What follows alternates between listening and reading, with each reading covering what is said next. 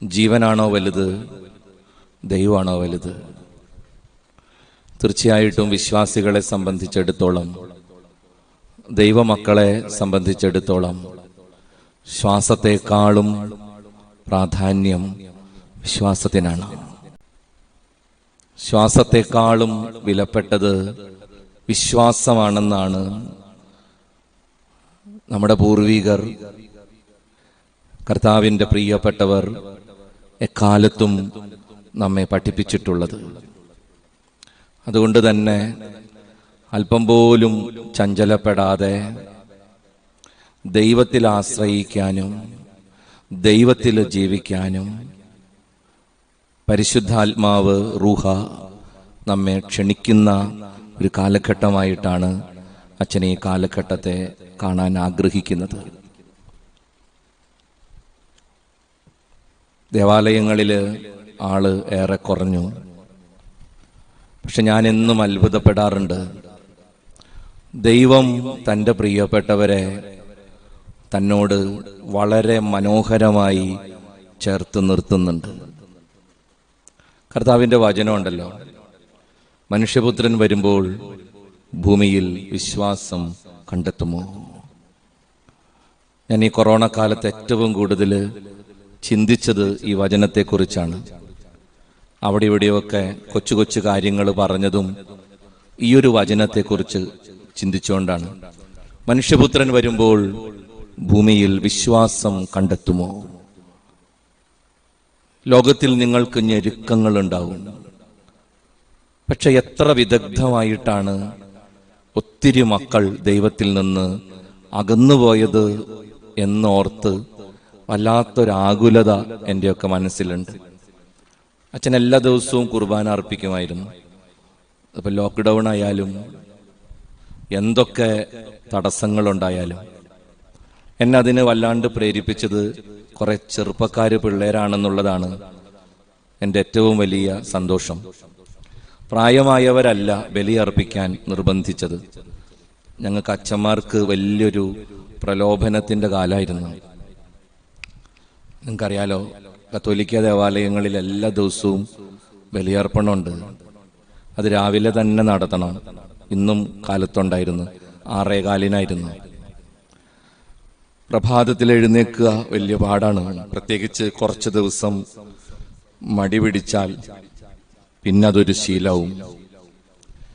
അതുകൊണ്ട് വൈദികര് വല്ലാതെ പ്രലോഭിപ്പിക്കപ്പെട്ടിട്ടുണ്ട്. എൻ്റെ കാര്യം എനിക്ക് തീർത്തു പറയാം, നല്ല മടിയായിരുന്നു കാലത്ത് എഴുന്നേക്കാൻ.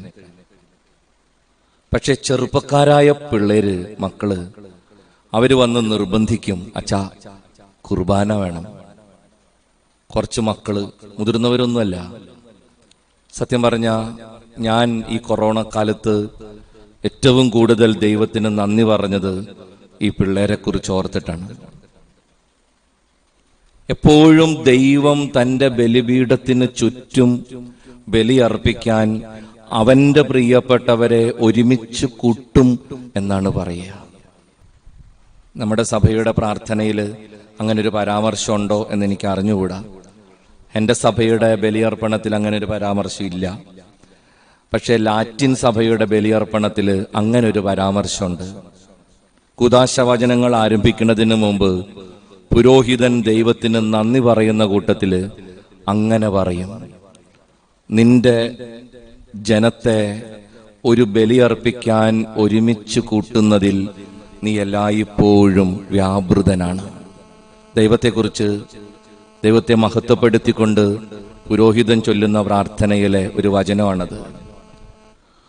ലോകത്തെ എവിടെയെങ്കിലും നിനക്കായി ഒരു ബലി എല്ലാ നിമിഷവും അർപ്പിക്കപ്പെടേണ്ടതിന് ഒരു ജനത്തെ നിന്റെ തിരുമുമ്പാകെ ഒരുമിച്ച് കൂട്ടുന്നതിൽ നീ എപ്പോഴും വ്യാപൃതനാണ്. ഇതാണ് നമ്മുടെ ദൈവം. ആ ദൈവത്തിന്റെ ഒരുമിച്ച് കൂട്ടപ്പെടുന്ന അവന്റെ പ്രിയപ്പെട്ടവരുടെ ഗണത്തിൽ ഒരു അംഗത്വം കിട്ടുക, അത് വലിയൊരു ഭാഗ്യമായി കരുതണം എൻ്റെ പ്രിയപ്പെട്ടവരെ.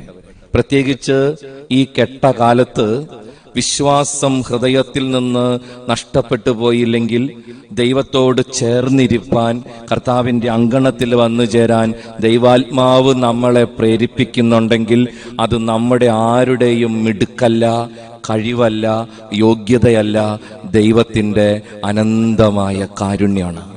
അതോർത്ത് കർത്താവിന് എന്തോരം നന്ദി പറഞ്ഞാലും മതിയാവില്ല. കുടുംബ പ്രാർത്ഥനയ്ക്ക് സമയം കണ്ടെത്താൻ പറ്റുന്നുണ്ടോ? ഇപ്പോഴും നഷ്ടപ്പെട്ടു പോകാത്ത വിശ്വാസത്തെ ഹൃദയത്തിൽ സൂക്ഷിക്കാൻ കരുതണുണ്ടോ? നമ്മുടെ മക്കളും ഇപ്പോഴും വല്ലപ്പോഴും ഒക്കെ കർത്താവിനെ സ്മരിക്കുന്നുണ്ടോ? പഠിക്കാൻ ബുദ്ധിമുട്ട് വരുമ്പോൾ, എന്തെങ്കിലും വേദനകൾ ജീവിതത്തിൽ ഉണ്ടാകുമ്പോൾ നമ്മുടെ കുഞ്ഞുങ്ങൾ കർത്താവിനെ വിളിക്കുന്നുണ്ടോ? പരീക്ഷയ്ക്ക് നല്ല മാർക്ക് കിട്ടുമ്പോൾ, സന്തോഷത്തിന്റെ അനുഭവങ്ങളിലൂടെ കടന്നു പോകുമ്പോൾ നമ്മുടെ മക്കൾ കർത്താവിന് നന്ദി പറയുന്നുണ്ടോ? ദേവാലയം തുറന്നു കിട്ടുന്ന വേളയിൽ പള്ളിയിൽ പോകാൻ അവർ താല്പര്യം കാണിക്കുന്നുണ്ടോ? വചനം വായിക്കാൻ അവർ മെനക്കെടുന്നുണ്ടോ? എങ്കിൽ ഓർക്കണം, കർത്താവിന് എന്തോരം നന്ദി പറഞ്ഞാലും മതിയാവില്ല. കാരണം ദൈവത്തിൻ്റെ പ്രത്യേക വിളിയും പ്രത്യേക കൃപയുമാണ് ഈ വിശ്വാസം എന്നുള്ളത് നിസ്തർക്കമായ സത്യമാണ്. വളരെ കുറച്ച് സമയമുള്ളൂ അച്ഛന്, ഞാൻ പെട്ടെന്ന് പറയാം. കഴിഞ്ഞ തവണ വന്നപ്പോൾ ബഹുമാനപ്പെട്ട അച്ഛൻ പറഞ്ഞു, വിനീതച്ഛൻ പറഞ്ഞു, കുടുംബത്തെക്കുറിച്ച്, ദൈവമുള്ള കുടുംബത്തെക്കുറിച്ചാണ് ഓർമ്മിപ്പിച്ചെന്ന്. ഇന്ന് പ്രത്യേകമായി നമ്മുടെ ജീവിതത്തിൻ്റെ ബലഹീനതകളെക്കുറിച്ച്, രക്ഷപ്പെടാൻ പറ്റാത്ത ദൗർബല്യങ്ങളെക്കുറിച്ചൊക്കെ ചെറിയ തോതിൽ നമ്മൾ ചിന്തിക്കുന്നുണ്ടെന്ന് വിനീതച്ഛൻ പറഞ്ഞു. ബൈബിളിൽ ഒരു കൊച്ചു കാര്യം മാത്രം അച്ഛൻ പറയണുള്ളൂ. പുറപ്പാടിൻ്റെ പുസ്തകം 3:15 ദൈവത്തിന് അവിടുന്ന് തന്നെ നൽകുന്ന ഒരു അപദാനമുണ്ട്, ഒരു പേരുണ്ട് അവിടെ. പുറപ്പാട് 3:15 മോശയോടാണ് കർത്താവ് അത് പറയണത്. ദൈവത്തോട് മോശ ചോദിക്കും, ആൻഡ് വാട്ട്സ് യുവർ നെയിം, നിന്റെ പേരെന്തെന്നാ? ദൈവം പറയും, ഐ ആം ഹു ആം, ഞാൻ ആകുന്നവൻ ആകുന്ന. ആർക്കും മനസ്സിലാക്കാൻ പറ്റാത്ത ഒരു പേരാണ് മോശയോട് ദൈവം പറഞ്ഞത്. മോശ പറഞ്ഞു, കുറച്ചും കൂടി ക്ലാരിഫിക്കേഷൻ വേണം. കാരണം ഈജിപ്തിൽ ചെന്ന് നിന്റെ പേര് ഇതാണെന്നൊക്കെ പറഞ്ഞ ആരും സമ്മതിക്കില്ല. ഇസ്രായേൽ മക്കള് ഒരു വിവരവും ഇല്ലാത്തവരായതുകൊണ്ട് അതൊരിക്കലും സ്വീകരിക്കില്ല. അതുകൊണ്ട് കുറച്ചും കൂടി സ്റ്റാൻഡേർഡുള്ള ഒരു പേര് പറഞ്ഞു തരണം, അവരോട് പോയി പറയാനാണ്. അപ്പൊ ദൈവം മോശയോട് പറയും, പുറപ്പാട് 3 വായിച്ചാൽ മതി. പലയിടത്തും ഉണ്ട് പുറപ്പാട് പുസ്തകത്തിൽ ഈ പദപ്രയോഗം, പലയിടത്തും ഉണ്ട്. അച്ഛൻ ഈ ഒരു വചനം മാത്രമേ എടുക്കുന്നുള്ളൂ എന്ന് മാത്രമേ ഉള്ളൂ. ദൈവം മോശയോട് പറഞ്ഞു, ഞാൻ നിങ്ങളുടെ പൂർവ്വ പിതാക്കന്മാരുടെ ദൈവമായ കർത്താവ്, the God of your forefathers. ഞാൻ നിങ്ങളുടെ പൂർവ്വ പിതാക്കന്മാരുടെ ദൈവമായ കർത്താവ്, അബ്രാഹത്തിന്റെയും ഇസഹാക്കിന്റെയും യാക്കോബിന്റെയും ദൈവം. കർത്താവ് പിന്നെയും പറയും, ഇതാണ് എന്നേക്കും എൻ്റെ നാമധേയം. അങ്ങനെ സർവപുരുഷാന്തരങ്ങളിലൂടെയും ഈ നാമധേയത്തിൽ ഞാൻ അനുസ്മരിക്കപ്പെടണം. ഇത് ദൈവത്തിന്റെ വലിയൊരു ഇഷ്ടമാണ്, ആഗ്രഹമാണ്. ഇതാണ് എൻ്റെ പേര്, ഞാൻ നിങ്ങളുടെ പൂർവ്വ പിതാക്കന്മാരുടെ ദൈവമായ കർത്താവ്, അബ്രാഹത്തിന്റെയും ഇസഹാക്കിന്റെയും യാക്കോബിന്റെയും ദൈവം.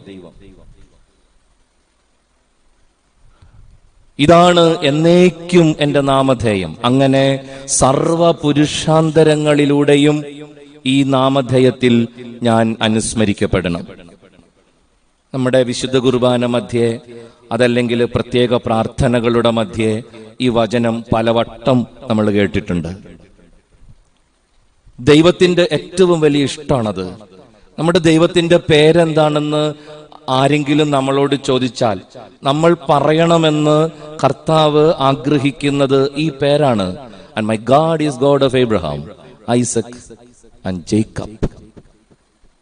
അതാണ് എൻ്റെ ദൈവം. അതിന്റെ വ്യാഖ്യാനം പലതുണ്ട്, ഇഷ്ടം പോലെ വ്യാഖ്യാനമുണ്ട്. പൂർവ്വ പിതാക്കന്മാരുടെ കർത്താവ്, നമ്മുടെ ഈശോ പറയും, ഞാൻ ജീവിച്ചിരിക്കുന്നവരുടെയും മരിച്ചവരുടെയും ദൈവമാണ്. I am a God for ever. അതാണ് നമ്മുടെ കർത്താവിന്റെ വ്യാഖ്യാനം. ഒത്തിരി വ്യാഖ്യാനങ്ങളുണ്ട്. അച്ഛന് മനസ്സിലായത് ഈ കുറച്ച് സമയം കൊണ്ട് പറയാം. അത് നമ്മുടെ ഇന്നത്തെ വിഷയവുമായി അതിൻ്റെ അവസാന ഭാഗം ബന്ധപ്പെട്ടിരിക്കുന്നത് കൊണ്ട് പ്രത്യേകിച്ച് കർത്താവ് ഈ 3 പേരുടെ പേര് പറഞ്ഞപ്പോൾ എന്താണ് ഉദ്ദേശിച്ചത്?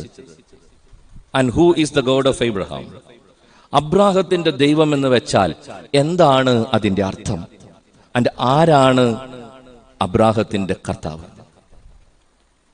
പ്രിയപ്പെട്ടവരെ, അബ്രാഹം നമുക്കറിയാം വിശ്വാസത്തിന്റെ പിതാവാണ്, ഫാദർ ഓഫ് ഫെയ്ത്ത്. പൗലോസ് അപ്പോസ്തലനാണ് അങ്ങനെ എഴുതുക. അവന്റെ വിശ്വാസം അവന് നീതിയായി പരിഗണിക്കപ്പെട്ടു. അബ്രാഹത്തിന്റെ വിശ്വാസം അവന് നീതിയായി പരിഗണിക്കപ്പെട്ടു. അബ്രാഹം വിശ്വസിച്ചു, അങ്ങനെയാണ് രക്ഷിക്കപ്പെട്ടത്. അതാണ് പൗലോസിന്റെ ഭാഷ്യം. അതുകൊണ്ട് നമ്മൾ അങ്ങനെ പഠിച്ചിട്ടുണ്ട്, അബ്രാഹം വിശ്വാസത്തിന്റെ പിതാവാണ്, ഫാദർ ഓഫ് ഫെയ്ത്ത്.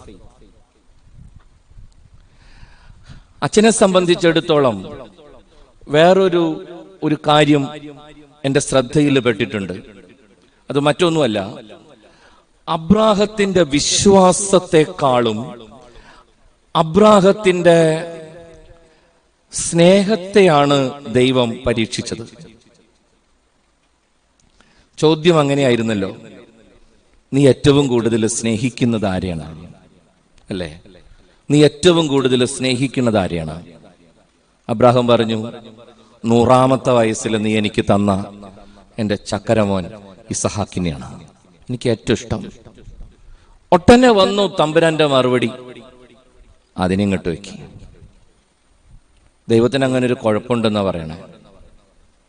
കർത്താവിനേക്കാളും കൂടുതൽ നമ്മൾ ആരെ സ്നേഹിക്കണതും എന്തിനെ സ്നേഹിക്കണതും കർത്താവിന് ഇഷ്ടമല്ല. ദൈവത്തിന് അങ്ങനെ ഒരു മോശം സ്വഭാവമുണ്ട്.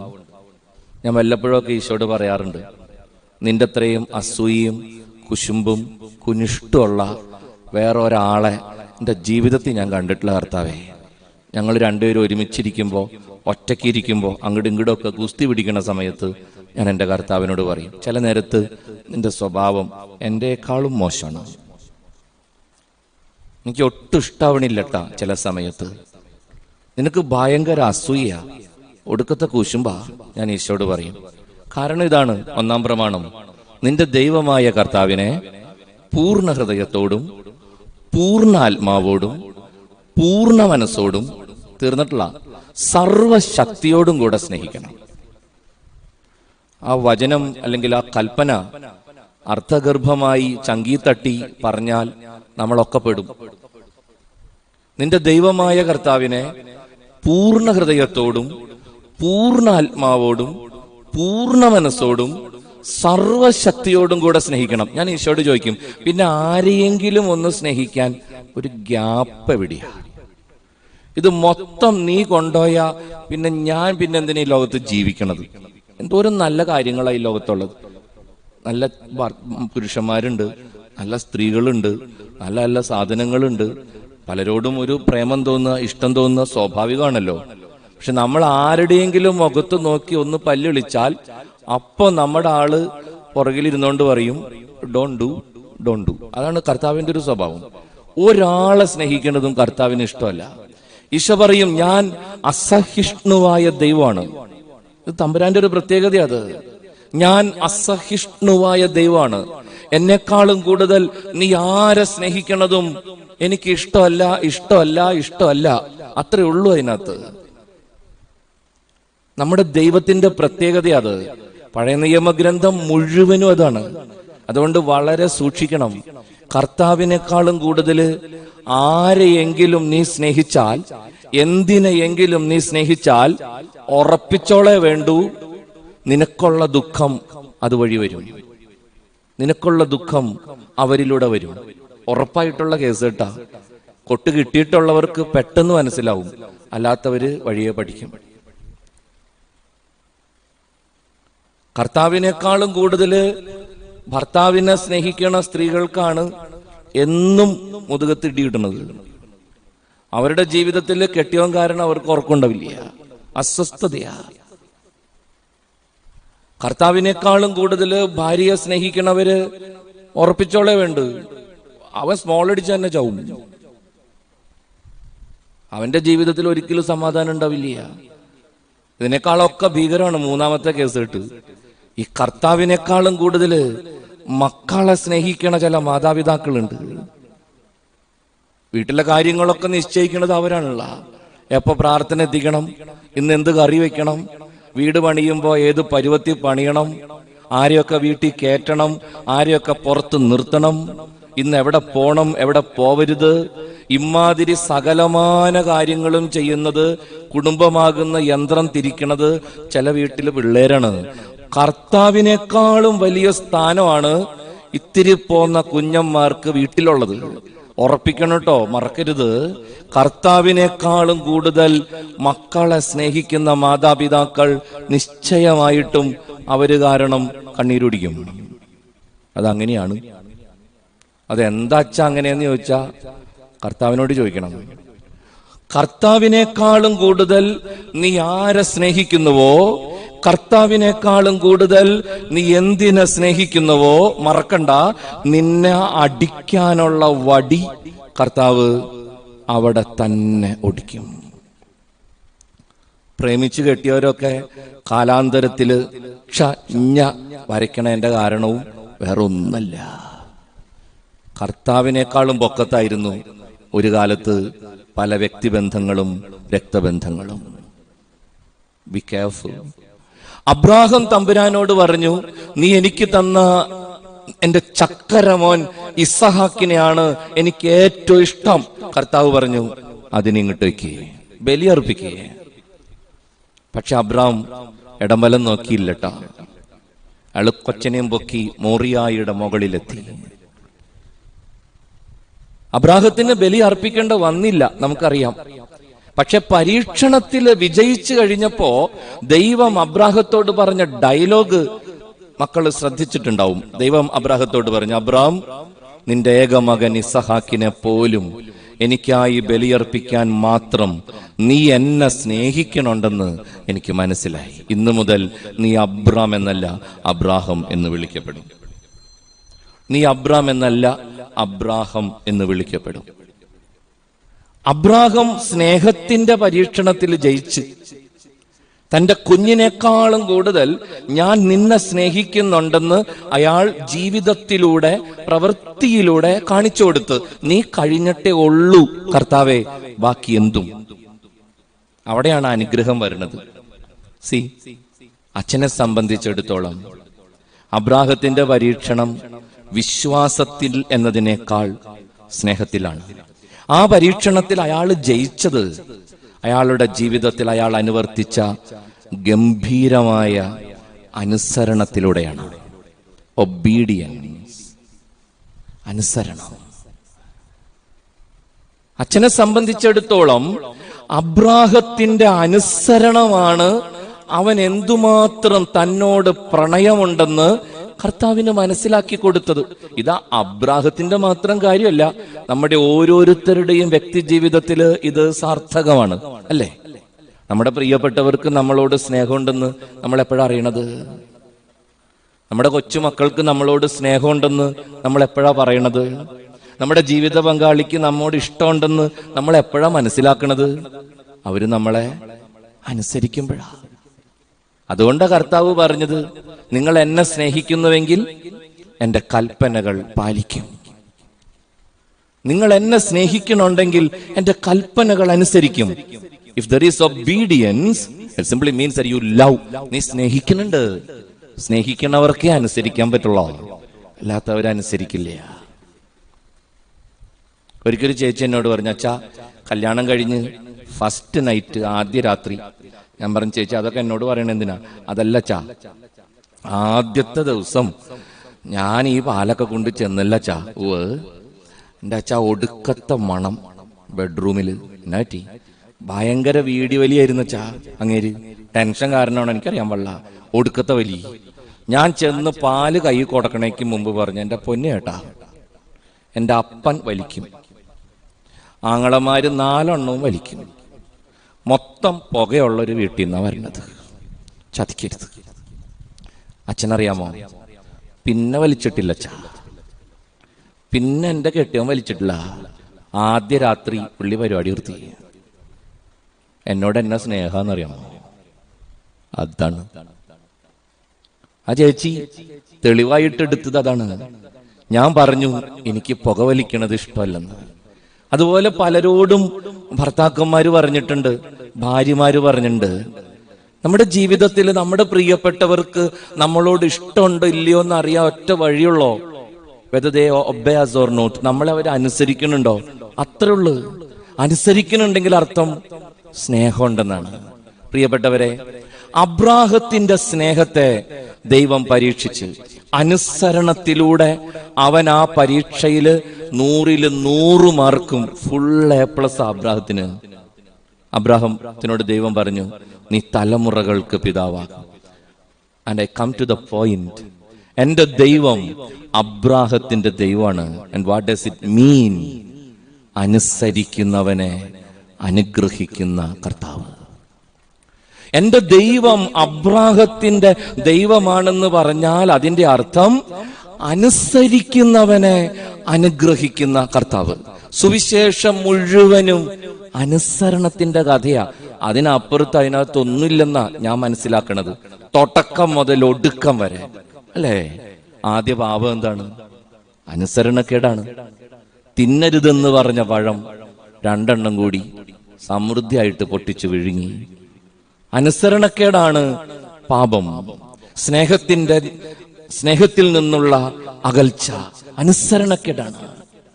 അനുസരിച്ചിട്ടില്ലെങ്കിൽ അതിന്റെ അർത്ഥം സ്നേഹമില്ലെന്ന് തന്നെയാണ് ഉറപ്പായിട്ടും നമ്മൾ വിശ്വസിക്കണം. നമ്മുടെ മക്കളായാലും ജീവിത പങ്കാളിയായാലും ആരായാലും they don't love, അവരാരും സ്നേഹിക്കണില്ല. ആദ്യ പാപം അനുസരണക്കേടാ. കർത്താവിന്റെ ജീവിതത്തെ കുറിച്ച് പൗലോസ് അപ്പോസ്തലൻ പറയണു, ദൈവത്തോടുള്ള സമാനത നിലനിർത്തേണ്ട കാര്യമായി പരിഗണിക്കാതെ തന്നെ ശൂന്യനാക്കി ദാസന്റെ രൂപം സ്വീകരിച്ചു. ആകൃതിയിൽ അവൻ മനുഷ്യനെ പോലെ കാണപ്പെട്ടു. കുരിശുമരണം വരെ തന്നെ അനുസരണയുള്ളവനാക്കി ക്രിസ്തു.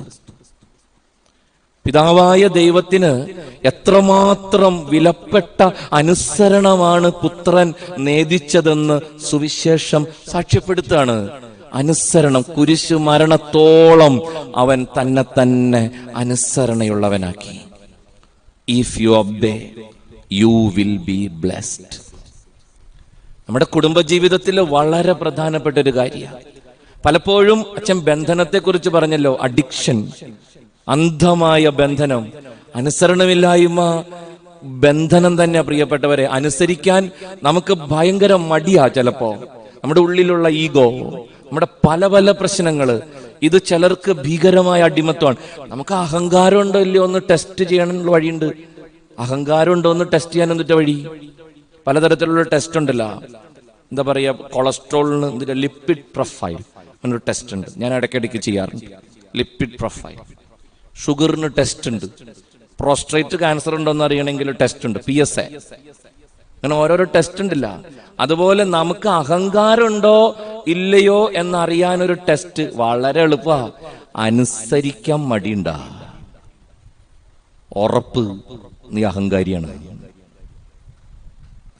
If you are reluctant to obey, അനുസരിക്കാൻ നിനക്ക് മടിയുണ്ടെങ്കിൽ നിനക്ക് അഹങ്കാരമുണ്ട്. അത് ആണായിക്കോട്ടെ പെണ്ണായിക്കോട്ടെ, അച്ഛനായിക്കോട്ടെ അൽമായനായിക്കോട്ടെ. അനുസരിക്കാൻ മടിയുണ്ടെങ്കിൽ അഹങ്കാരിയാണെന്നാണ് അർത്ഥം. നമ്മുടെ ഹൃദയത്തിൽ അങ്ങനെ ചില ബന്ധനങ്ങളുണ്ട്. നമുക്ക് അനുസരിക്കാൻ ഭയങ്കര മടിയാ. But if you obey you will be blessed. അധികാരം എന്ന് പറയുന്നത് ദൈവം കൊടുക്കുന്നതാ. അതല്ലേ കർത്താവ് പീലാത്തോസിന്റെ അടുത്ത് പറഞ്ഞത്, പൊക്കത്തുനിന്ന് കിട്ടിയില്ലെങ്കിൽ നിനക്ക് എന്റെ മേല് ഒരു കുന്തോ ഇല്ല പീലാത്തോസേ, നിനക്ക് എന്നെ ഒരു ചുക്കും ചെയ്യാൻ പറ്റില്ല. ഉന്നതത്തിൽ നിന്ന് ലഭിച്ചില്ലെങ്കിൽ നിനക്ക് എന്റെ മേൽ ഒരധികാരവുമില്ല. അധികാരമെല്ലാം ദൈവത്തിൽ നിന്നാണ് പൗലോസ് പറയും. അടിമയായിരിക്കുന്നവൻ അസ്വസ്ഥനാകണ്ട, അധികാരം ദൈവത്തിൽ നിന്നാണ്. നമ്മെ നേർവഴിക്ക് നയിക്കാൻ ദൈവത്താൽ നിയോഗിക്കപ്പെട്ടവനാണ് അധികാരി. And you just obey. Mariam അനുസരിച്ച് അല്ലേ?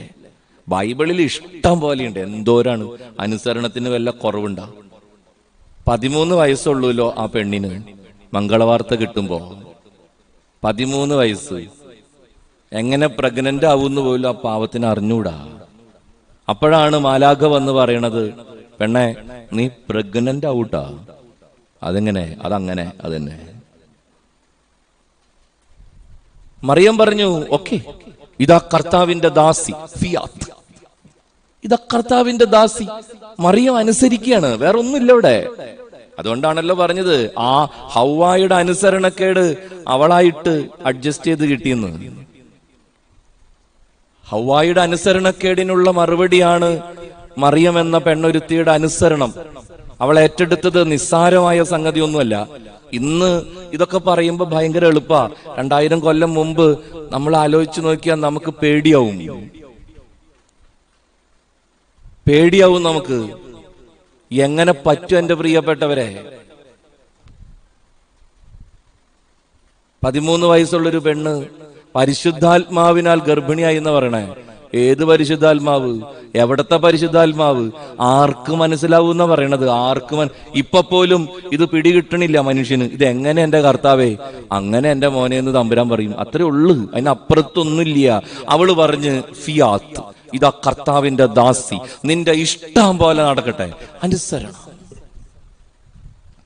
തൊട്ടപ്പുറത്തെ വീട്ടിൽ കിടന്നുറങ്ങണുണ്ട് ഔസേപ്പ് എന്ന് പേരുള്ള ഒരുത്തൻ. കല്യാണം ഉറപ്പിച്ചു വെച്ചേക്കുക മനുഷ്യന്റെ. മാലാഖ വന്ന് ഉരുട്ടി എഴുന്നേൽപ്പിച്ച്, നീ കെട്ടാൻ പോണ പെണ്ണില്ലേ? ഉവ്വ മറിയം. അതെ, പ്രഗ്നന്റ് ആട്ടാ. യോ, അതെങ്ങനെ? അതങ്ങനെ. ധൈര്യമായിട്ട് പൊത്തിപ്പിടിച്ചോ, പൊക്കത്തിന്നാ. ആർക്ക് പറ്റും പ്രിയപ്പെട്ടവരെ? കല്യാണം ഉറപ്പിച്ചു വെച്ചേക്കണ പെണ്ണ് തലേ ദിവസം പ്രഗ്നന്റ് ആന്ന് കേട്ടാ ചങ്കൂറ്റുള്ള എല്ലാ ആണുങ്ങളും ഉണ്ടോ പിന്നെയും പൊത്തിപ്പിടിക്കാൻ? ഔസേപ്പ് നിദ്രയിൽ നിന്നുണർന്നു. ദൈവത്തിന്റെ ദൂതൻ കൽപ്പിച്ചതുപോലെ പ്രവർത്തിച്ചു.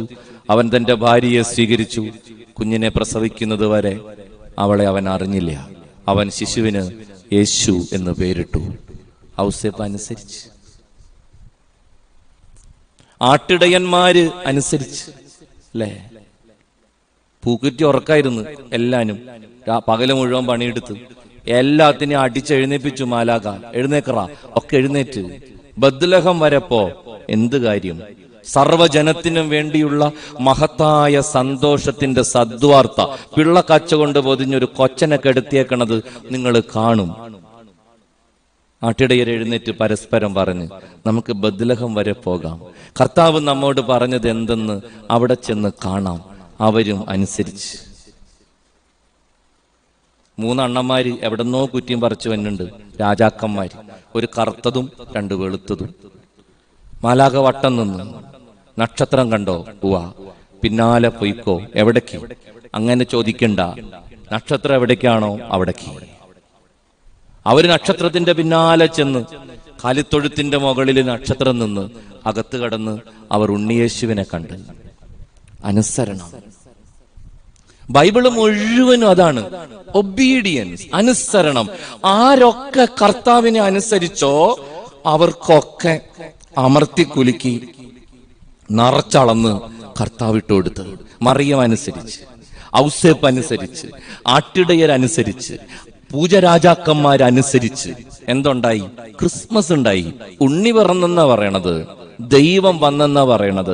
അനുസരണയുള്ള മക്കൾ ഏത് കുടുംബത്തിലുണ്ടോ, അനുസരണയുള്ള മക്കൾ ഏത് സമൂഹത്തിലുണ്ടോ അവിടെ ദൈവം അത്ഭുതം പ്രവർത്തിക്കും. അബ്രാഹത്തിന്റെ ഈ അനുസരണത്തെ പിൻപറ്റിയാണ് ഗംഭീരമായ വചനം പറഞ്ഞത്. അനുസരണം ബലിയേക്കാൾ ശ്രേഷ്ഠമാണ്. സമൂവേൽ രാജാവിന് പറ്റിയ പറ്റതാണ്. അവൻ എലീശയ്ക്ക് വേണ്ടി കാത്തു നിന്നില്ല. എലീശ പ്രവാചകൻ വരാൻ വൈകുന്നത് കണ്ടപ്പോ അവൻ കേറി അങ്ങ് പുരോഹിതനായി. അവൻ കേറി ബലിയർപ്പിച്ച്.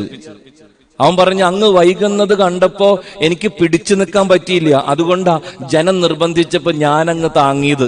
എലീശ പറഞ്ഞു, അനുസരണം ബലിയേക്കാൾ ശ്രേഷ്ഠം. അനുസരിക്കണം പ്രിയപ്പെട്ടവരെ. അൾത്താര പറയണത് അനുസരിക്കണം. ആത്മീയര് പറയണത് അനുസരിക്കണം. ജീവിത പങ്കാളി പറയണത് അനുസരിക്കണം. മാതാപിതാക്കള് പറയുന്നത് അനുസരിക്കണം. ചില സമയത്ത് മക്കളുടെ വാക്കുകൾക്കും വില കൊടുക്കണം. അതിനേക്കാളും ഭീകരമാണ് അവസാനത്തെ കേസ്. ചില സമയത്തുണ്ടല്ലോ, നമുക്ക് ഒരു നിലയും വിലയും ഇല്ലാത്ത മനുഷ്യര് പറഞ്ഞാലും നമ്മൾ കേൾക്കണം. ബൈബിളിലുണ്ട് ബാലാമിന്റെ കഴുതയാണ് ബാലാമിനോട് പറഞ്ഞത്, മുമ്പോട്ട് പോണത് റിസ്ക് ആണ്, ദൈവത്തിന്റെ ദൂതൻ വാള് ഉരിപ്പിടിച്ച് നിപ്പുണ്ട്. ചില നേരത്ത് കഴുത പറഞ്ഞാലും കേൾക്കണം. ബൈബിൾ അതാ പറയണത്. ചില സമയത്ത് കഴുത പറഞ്ഞാലും കേൾക്കണം. ദൈവം ആരിലൂടെ എന്തിലൂടെ നിനക്കാവശ്യമായത് പകരുമെന്ന് പറയാൻ പറ്റില്ല. അനുസരിക്കുന്നവരെ അനുഗ്രഹിക്കുന്ന ദൈവത്തിന്റെ പേരാണ് അബ്രാഹത്തിന്റെ ദൈവം. If you obey you will be blessed. ദൈവം നമ്മോട് പറയണതൊക്കെ ചിലപ്പോ നമുക്ക് പിടികിട്ടൂല. മാതാപിതാക്കളോട് മറുതലിക്കുന്ന മക്കളുണ്ട്, മക്കളോട് മറുതലിക്കുന്ന മാതാപിതാക്കളും ഉണ്ട്. വീട്ടിലെന്നും ഗുസ്തിയാ. കെട്ടിയോള് പറയണത് കെട്ടിയോൻ കേൾക്കില്ല, കെട്ടിയോൻ പറയണത് കെട്ടിയോളും കേൾക്കില്ല. ചിലപ്പോഴൊക്കെ അങ്ങനെ സംഭവിക്കും. ഭയങ്കര അവസ്ഥകൾ ഉണ്ടാവാറുണ്ട്. നമ്മുടെ പ്രിയപ്പെട്ടവരിലൂടെ കർത്താവ് നമ്മോട് ആവശ്യപ്പെടുന്ന കാര്യങ്ങൾ അനുസരിക്കാൻ ചിലപ്പോ നമ്മെ കൊണ്ട് പറ്റുകയില്ല. കാരണം വേറെ ഒന്നുമല്ല, നമുക്കത് അങ്ങോട്ട് മനസ്സിലാവണില്ല. ഞാൻ ഈശോയോട് പറഞ്ഞു, അതെന്താ ചില നേരത്ത് നീ ഇങ്ങനെ ഒരിടവും ഇല്ലാത്ത കാര്യങ്ങൾ എന്നോട് പറയണത്? എനിക്ക് പലപ്പോഴും നീ ആവശ്യപ്പെടുന്നത് മനസ്സിലാവണില്ല, അതുകൊണ്ട് തന്നെ അനുസരിക്കാനും ബുദ്ധിമുട്ടുണ്ട്. എന്റെ കർത്താവ് എന്നോട് പറഞ്ഞത് അങ്ങനെ, നീ ഒരു കാര്യം മനസ്സിലാക്കണം, നിന്റെ ട്രാക്കല്ല എന്റെ ട്രാക്ക്. നീ വിചാരിക്കുന്നത് പോലെ അല്ല ഞാൻ നിന്നോട് പലതും ആവശ്യപ്പെടുക. അങ്ങനെയാണ്. കർത്താവിന് അങ്ങനെ ഒരു കുഴപ്പമുണ്ട്. നമ്മൾ വിചാരിക്കണ പോലെ. അതുകൊണ്ടാണല്ലോ യേശയ്യ പറയുന്നത്, എന്റെ ചിന്തകൾ നിങ്ങളുടേതുപോലെയല്ല, നിങ്ങളുടെ ചിന്തകൾ എന്റേതുപോലെയുമല്ല. ആകാശം ഭൂമിയേക്കാൾ ഉയർന്നു നിൽക്കുന്നത് പോലെ എന്റെ ചിന്തകളും പ്രവൃത്തികളും നിങ്ങളുടേതിനേക്കാൾ വ്യത്യസ്തമാണ്. ദൈവം ചില സമയത്ത് നമ്മോട് ആവശ്യപ്പെടുന്നത് പലതും നമുക്ക് ചിലപ്പോ മനസ്സിലാവില്ല, ഉൾക്കൊള്ളാൻ പറ്റില്ല, അനുസരിക്കാനും ഒക്കില്ല. ഇങ്ങനൊരു കുഴപ്പം ദൈവത്തിനുണ്ട്. ബൈബിളിൽ നാമാൻ നെയ്മൻ അങ്ങനെയല്ലേ പറയാ, ഒക്കെ ഒന്ന് തന്നെ. പല ബൈബിളിലെ വ്യത്യാസങ്ങളേ ഉള്ളൂ. എന്റെ ബൈബിളിൽ നാമാൻ എന്നാണ്. അങ്ങേരോട് കർത്താവ് എന്താ പറഞ്ഞേ? 7 പ്രാവശ്യം ജോർദാൻ നദിയിൽ മുങ്ങി പൊങ്ങി പോണം. ചില്ലറ പണിയല്ലത്. 7 പ്രാവശ്യം മുങ്ങി പൊങ്ങണം. അയാള് കുഷ്ഠരോഗിയാണ്. എലീഷ അയാളോട് പറഞ്ഞ്, ഓൺ ദ വേ ബാക്ക്, തിരിച്ചു പോകുമ്പോ നീ ജോർദാൻ നദിയില് 7 പ്രാവശ്യം മുങ്ങി പൊങ്ങി കുളിച്ചു പോണം. ഓക്കെ. നാമാൻ ആദ്യം മുങ്ങിയില്ലെന്നാ പറയണേ. നാമാൻ മുങ്ങാതിരുന്നതിന്റെ കാരണവും ഒരുപക്ഷെ നിങ്ങൾക്ക് അറിയാം. നാമാനോട് മുങ്ങാൻ പറഞ്ഞ സ്ഥലം ജോർദാൻ ചാവുകടലിൽ ലയിക്കുന്ന സ്ഥലമാണ്. ഒടുക്കത്ത് ഉപ്പാണ്, ഭീകരമായ ലവണമാണ്. ശരീരം മുഴുവനും നാമാന് വ്രണമാണ്. ശരീരം മുഴുവനും തൊലിയില്ലാത്ത ഒരുത്തൻ കട്ടുപ്പുള്ള വെള്ളത്തിൽ മുങ്ങുമ്പോ അനുഭവിക്കുന്ന സുഖം സാമാന്യ ബോധമുള്ളവർക്ക് മനസ്സിലാവും. ഭീകരമായ ഉപ്പില അയാൾക്ക് മുങ്ങേണ്ടത്. അയാൾ മുങ്ങില്ല. അയാൾ ഭൃത്യന്മാരോട് പറയുന്നുണ്ട്, സിറിയയിൽ ചെന്നിട്ട് മുങ്ങാം, അവിടെ അടിപൊളി നദികളുണ്ട്. ഏതാണ്ട് നദിയുടെ പേരൊക്കെ പുള്ളി പറയുന്നുണ്ട്. അവിടെ നല്ല വെള്ളം ഒഴുകണ നദിയുണ്ട്, അവിടെ പോയി കുളിച്ചാ പോരെ. ഈ ഉപ്പുവെള്ളത്തിൽ തന്നെ കുളിക്കണം എന്ന് എന്തത്ര നിർബന്ധം? ഭൃത്യന്മാരാണ് നാമാനോട് പറഞ്ഞത്, അങ്ങനെയല്ല യജമാന, ഇവിടെ മുങ്ങാനല്ലേ പറഞ്ഞത്, ഒന്ന് മുങ്ങിട്ട് പോവാ, കിട്ടിയാ കിട്ടി, പോയാ പോയി. അങ്ങനെ അയാള് വണ്ടി തിരിച്ച് വരികയാണ്. അങ്ങനെയാ മുങ്ങണേ പുള്ളി. 6 പ്രാവശ്യം മുങ്ങി, ഒരു ചുക്ക് നടന്നില്ല. നമുക്കറിയാല. 6 പ്രാവശ്യം നിന്ന് തുള്ളുകയാണ് നാമാൻ. ഒടുക്കത്തെ നീറ്റലാണ്. ശരീരം മുഴുവനും വ്രണമാണ്. വിത്തവിട്ടാ മുങ്ങണത്. നദീതീരത്തിരുന്ന് ഭൃത്യന്മാര് നമ്പർ എടുത്തുണ്ടാവും. എണ്ണം പിടിക്കണല്ലോ. 6 അല്ല 7 അല്ലേ പറഞ്ഞിരിക്കണേ. 6 പ്രാവശ്യം നമ്പർ ഇട്ട ഭൃത്യന്റെ അവസ്ഥ നിങ്ങളൊന്ന് ആലോചിച്ച് നോക്ക്. മുങ്ങണത് ചില്ലറ മുതലല്ല. അസീറിയൻ സൈന്യത്തിന്റെ സർവ്വസൈന്യാധിപനാ. ഈ ചെകുത്താൻ കയറി വന്ന് വാളൂരി വീശിയ എല്ലാത്തിന്റെയും തല പോവും. പേടിച്ച് വിറച്ചാണ് അവർ 6 വരെ എണ്ണിയത്. പക്ഷെ 7ാമത്തെ എണ്ണിപ്പോ ബൈബിളിൽ നമ്മൾ വായിക്കും, യവന്റെ ശരീരത്തിലെ തൊലി അപ്പ ജനിച്ച കൊച്ചിന്റെ പോലെ സ്നിഗ്ധമായി എന്ന് പറയണേ, മൃദുവായി എന്ന് പറയണേ. 7 പ്രാവശ്യം മുക്കി കർത്താവ്. ഞാൻ തമ്പുരാനോട് ചോദിച്ചു, സുഖപ്പെടുത്താൻ നിനക്ക് ഉദ്ദേശം ഉണ്ടെങ്കിൽ ഈ 7 പ്രാവശ്യം മുക്കി എന്തിനാ? 1 പ്രാവശ്യം 2 പ്രാവശ്യമൊക്കെ അഡ്ജസ്റ്റ് ചെയ്തൂടെ? അല്ല, ഈ ജോർദാനില് ഈ കട്ടുപ്പി തന്നെ ഈ പാവത്തിനെ ഉറയിലിടണം എന്തിനാ? എന്തെങ്കിലും അഡ്ജസ്റ്റ്മെന്റ് ചെയ്തൂടെ? എന്റെ ദൈവം എന്നോട് പറയും, നിനക്കത് മനസ്സിലാവില്ല, I am a variety God, I am an unusual God. നീ വിചാരിക്കണ പോലെ ഒരു കർത്താവല്ല ഞാനൊരു വെറൈറ്റി കർത്താവാണ്. നിനക്ക് എന്നെ പിടികിട്ടില്ല പലപ്പോഴും, പക്ഷെ ഒരു കാര്യം ഞാൻ പറയാം. കർത്താവ് പറഞ്ഞ് പറയണത് അങ്ങോട്ട് കേട്ടാണ്ടില്ല, അത്ഭുതം അച്ചിട്ടാണ്. പറയണത് നീ അങ്ങ് അനുസരിച്ചാൽ, ഇടം വലം നോക്കാതെ അഹങ്കാരവും ദുരഭിമാനവും സ്വാർത്ഥതയും ഒക്കെ മാറ്റിവെച്ച് if you obey, if you sublimate, നീ അനുസരിച്ചാൽ, നീ വിധേയപ്പെട്ടാൽ, ഒരു സംശയം വേണ്ട മോനെ, അത്ഭുതം പിന്നാലെ വരും. നാമാന്റെ ജീവിതം അതാ പറയണേ. കർത്താവിന്റെ അടുത്തൊരു കണ്ണുപൊട്ടം വന്നുണ്ടല്ലോ. അയാൾ നിലവിളിച്ച് ബഹളം വെച്ച് ഒച്ചപ്പാടൊക്കെ ഉണ്ടാക്കി. അടുത്തുനിന്നവര് മിണ്ടാണ്ടിരിക്കാൻ പറഞ്ഞു. എന്നാലും അണ്ണൻ അലറി വിളിച്ച്, യേശുവേ ദാവീദിന്റെ പുത്ര, എന്റെ മേല് കനിയണേ. അവസാനം തമ്പുരാൻ വിളി കേട്ട് അവനോട് വരാൻ പറഞ്ഞു. ആൾക്കാർ പറഞ്ഞു, എടാ നിന്നെ വിളിക്കുന്നുണ്ട്. അയാൾ തുള്ളിച്ചാടി ചെന്ന് കർത്താവൻ ചോദിച്ചു, നിനക്ക് എന്താ വേണ്ടത്? കാഴ്ച കിട്ടണം, കണ്ണുണ്ടൂടാ. തമ്പുരാൻ എന്താ ചെയ്തേ? തമ്പുരാൻ നിലത്ത് തുപ്പി, അല്ലേ? തുപ്പലോണ്ട് ചെളി ഉണ്ടാക്കി. സ്റ്റാൻഡേർഡുള്ള പരിപാടിയാണോ? നിങ്ങൾക്ക് എന്ത് തോന്നുന്നു? ഞാൻ കർത്താവിനോട് പലവട്ടം പറഞ്ഞു, ഇങ്ങനെയുള്ള വൃത്തിയോടൊക്കെ കാണിക്കണതിനാണ്. എന്തോരം സ്റ്റാൻഡേർഡ് ട്രീറ്റ്മെന്റ് ഈ ലോകത്തുണ്ട്. കർത്താവ് ജീവിച്ചിരുന്ന കാലത്ത് എന്തോരം നല്ല നല്ല അത്ഭുതങ്ങൾ, ഇടുകുടുക്കെ ചോറും കറിയും. എത്ര പേർക്ക് സൗഖ്യം കൊടുത്തേക്കണ്. എനിക്ക് മനസ്സുണ്ട്, നിനക്ക് ശുദ്ധി ഉണ്ടാവട്ടെ. പരിപാടി ഇരുന്നു. ലാസറെ പുറത്തു വാ, വെടികൊണ്ട പോലെ ആ പുള്ളി പുറത്തേക്ക് വന്നേ. എന്തൊരു പെട്ടെന്ന് കർത്താവ് സുഖപ്പെടുത്തിയത്. ഈ കണ്ണുകൊട്ടനെ സുഖപ്പെടുത്തുന്ന ട്രാക്ക് കണ്ടോ? എന്നെ വൃത്തിയേടാണ്. നിലത്ത് തുപ്പി, തുപ്പലോണ്ട് ചെളി ഉണ്ടാക്കി. ഇത് മുഴുവനും കുഴച്ച് ഈ പാവത്തിന്റെ മോന്തായത്ത് മൊത്തം പൊത്തിപ്പിടിപ്പിച്ച്. നമ്മളാണെങ്കിൽ സമ്മതിക്കും, ഞാനാണെങ്കിൽ സമ്മതിക്കില്ല. കണ്ണിലിഞ്ഞ് കണ്ണില്ല എന്നുള്ളൂ. ഇമാതിരി വൃത്തികെട്ട പണിക്കൊക്കെ നമ്മൾ നിൽക്കില്ല. സിലോഹായിൽ പോയി കഴുകുക, കണ്ണുവട്ടം പോയി കഴുകിയിട്ട് വന്നു. അയാൾ പോയി കഴുകുമെന്നും ആയിരുന്നു എന്ന് എനിക്ക് തോന്നണില്ല. ഈ പാവം പോയി കുളത്തിൽ ചാടിയുണ്ടാവും. അയാൾക്ക് കാഴ്ച കിട്ടി. ഞാൻ ഈശോയോട് പറഞ്ഞു, എന്താ ഇങ്ങനെ സ്റ്റാൻഡേർഡ് ഇല്ലാത്ത പണി ചെയ്യണത്?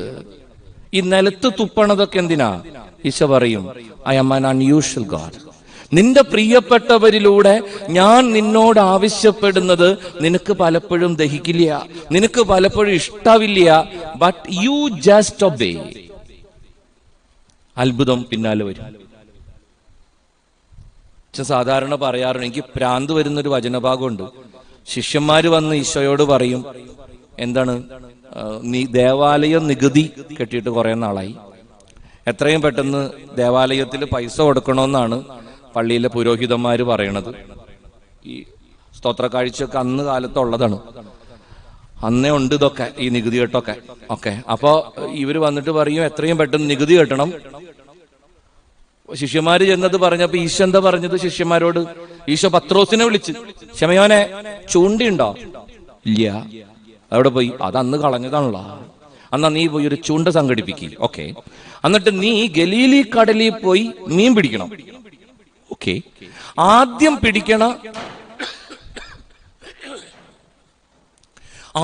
പിടിക്കണം മീന്റെ വായല് തുറന്നു നോക്കണം, വായ തുറന്നു നോക്കണം. ഓക്കെ. അപ്പൊ അതിന്റെ ഉള്ളില് ഒരു നാണയം ഇരിക്കണത് നീ കാണും, ഒരു ദ്രാക്മ കോയിൻ കാണും. ഓക്കെ. അതെടുത്ത് പത്രോസെ, എനിക്കും നിനക്കും വേണ്ടി ദേവാലയം നികുതി കെട്ട്. പള്ളിയില് സ്തോത്ര കാഴ്ച കൊടുക്കുന്ന ട്രാക്കാണ് ഈ പറയണത്. ചൂണ്ടി ഉണ്ടാക്കണം, ഗലീലി കടലിൽ പോയി മീൻ പിടിക്കണം, ആദ്യം പിടിക്കണം മീന്റെ വായ തുറന്ന് നോക്കണം. അപ്പൊ അതിന്റെ ഉള്ളിൽ ഒരു നാണയം ഇരിക്കണത് നീ കാണും. അതെടുത്ത് എനിക്കും നിനക്കും വേണ്ടി ദേവാലയം നികുതി കെട്ട്.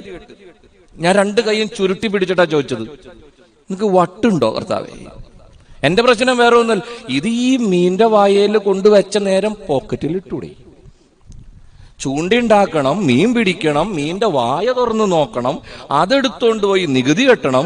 ഇമാതിരി പങ്കപ്പാട് വല്ലതുണ്ടോ? ഈ സാധനം പോക്കറ്റിലുണ്ടെങ്കിൽ എന്നാ പത്രോസേ, 1 രൂപ നീ കൊണ്ടുപോയി കാശ് കൊടുക്ക്. എന്റെ ദൈവം അങ്ങനെയാണ്. Is an unusual God. ഒരു വെറൈറ്റി തമ്പുരാനാ. നമ്മുടെ എല്ലാവരുടെയും ജീവിതത്തിൽ ഈ അനുഭവമുണ്ട്. വിശ്വാസമുള്ളവര് ചിന്തിച്ചു നോക്കിയാൽ പിടികിട്ടും. നമുക്ക് അല്പം പോലും മനസ്സിലാക്കാൻ സാധിക്കാത്ത വഴിയിലൂടെ നമ്മുടെ ദൈവം സഞ്ചരിക്കും. നമുക്ക് ഒരിക്കലും അത് ഉൾക്കൊള്ളാൻ പറ്റില്ല. നമ്മുടെ മാതാപിതാക്കളിലൂടെയോ നമ്മുടെ ജീവിത പങ്കാളിയിലൂടെയോ നമ്മുടെ മക്കളിലൂടെയോ നമ്മുടെ അധികാരികളിലൂടെയോ പലപ്പോഴും ദൈവം നമ്മോട് ആവശ്യപ്പെടുന്നത് നമുക്ക് പലപ്പോഴും ദഹിക്കില്ല. പക്ഷെ കർത്താവ് പറയും, യു ജസ്റ്റ് ഒബേ, നീ അനുസരിക്കുക, ബാക്കി ഞാൻ ചെയ്തോളാം. എന്റെ ദൈവം അബ്രാഹത്തിന്റെ ദൈവമാണ്.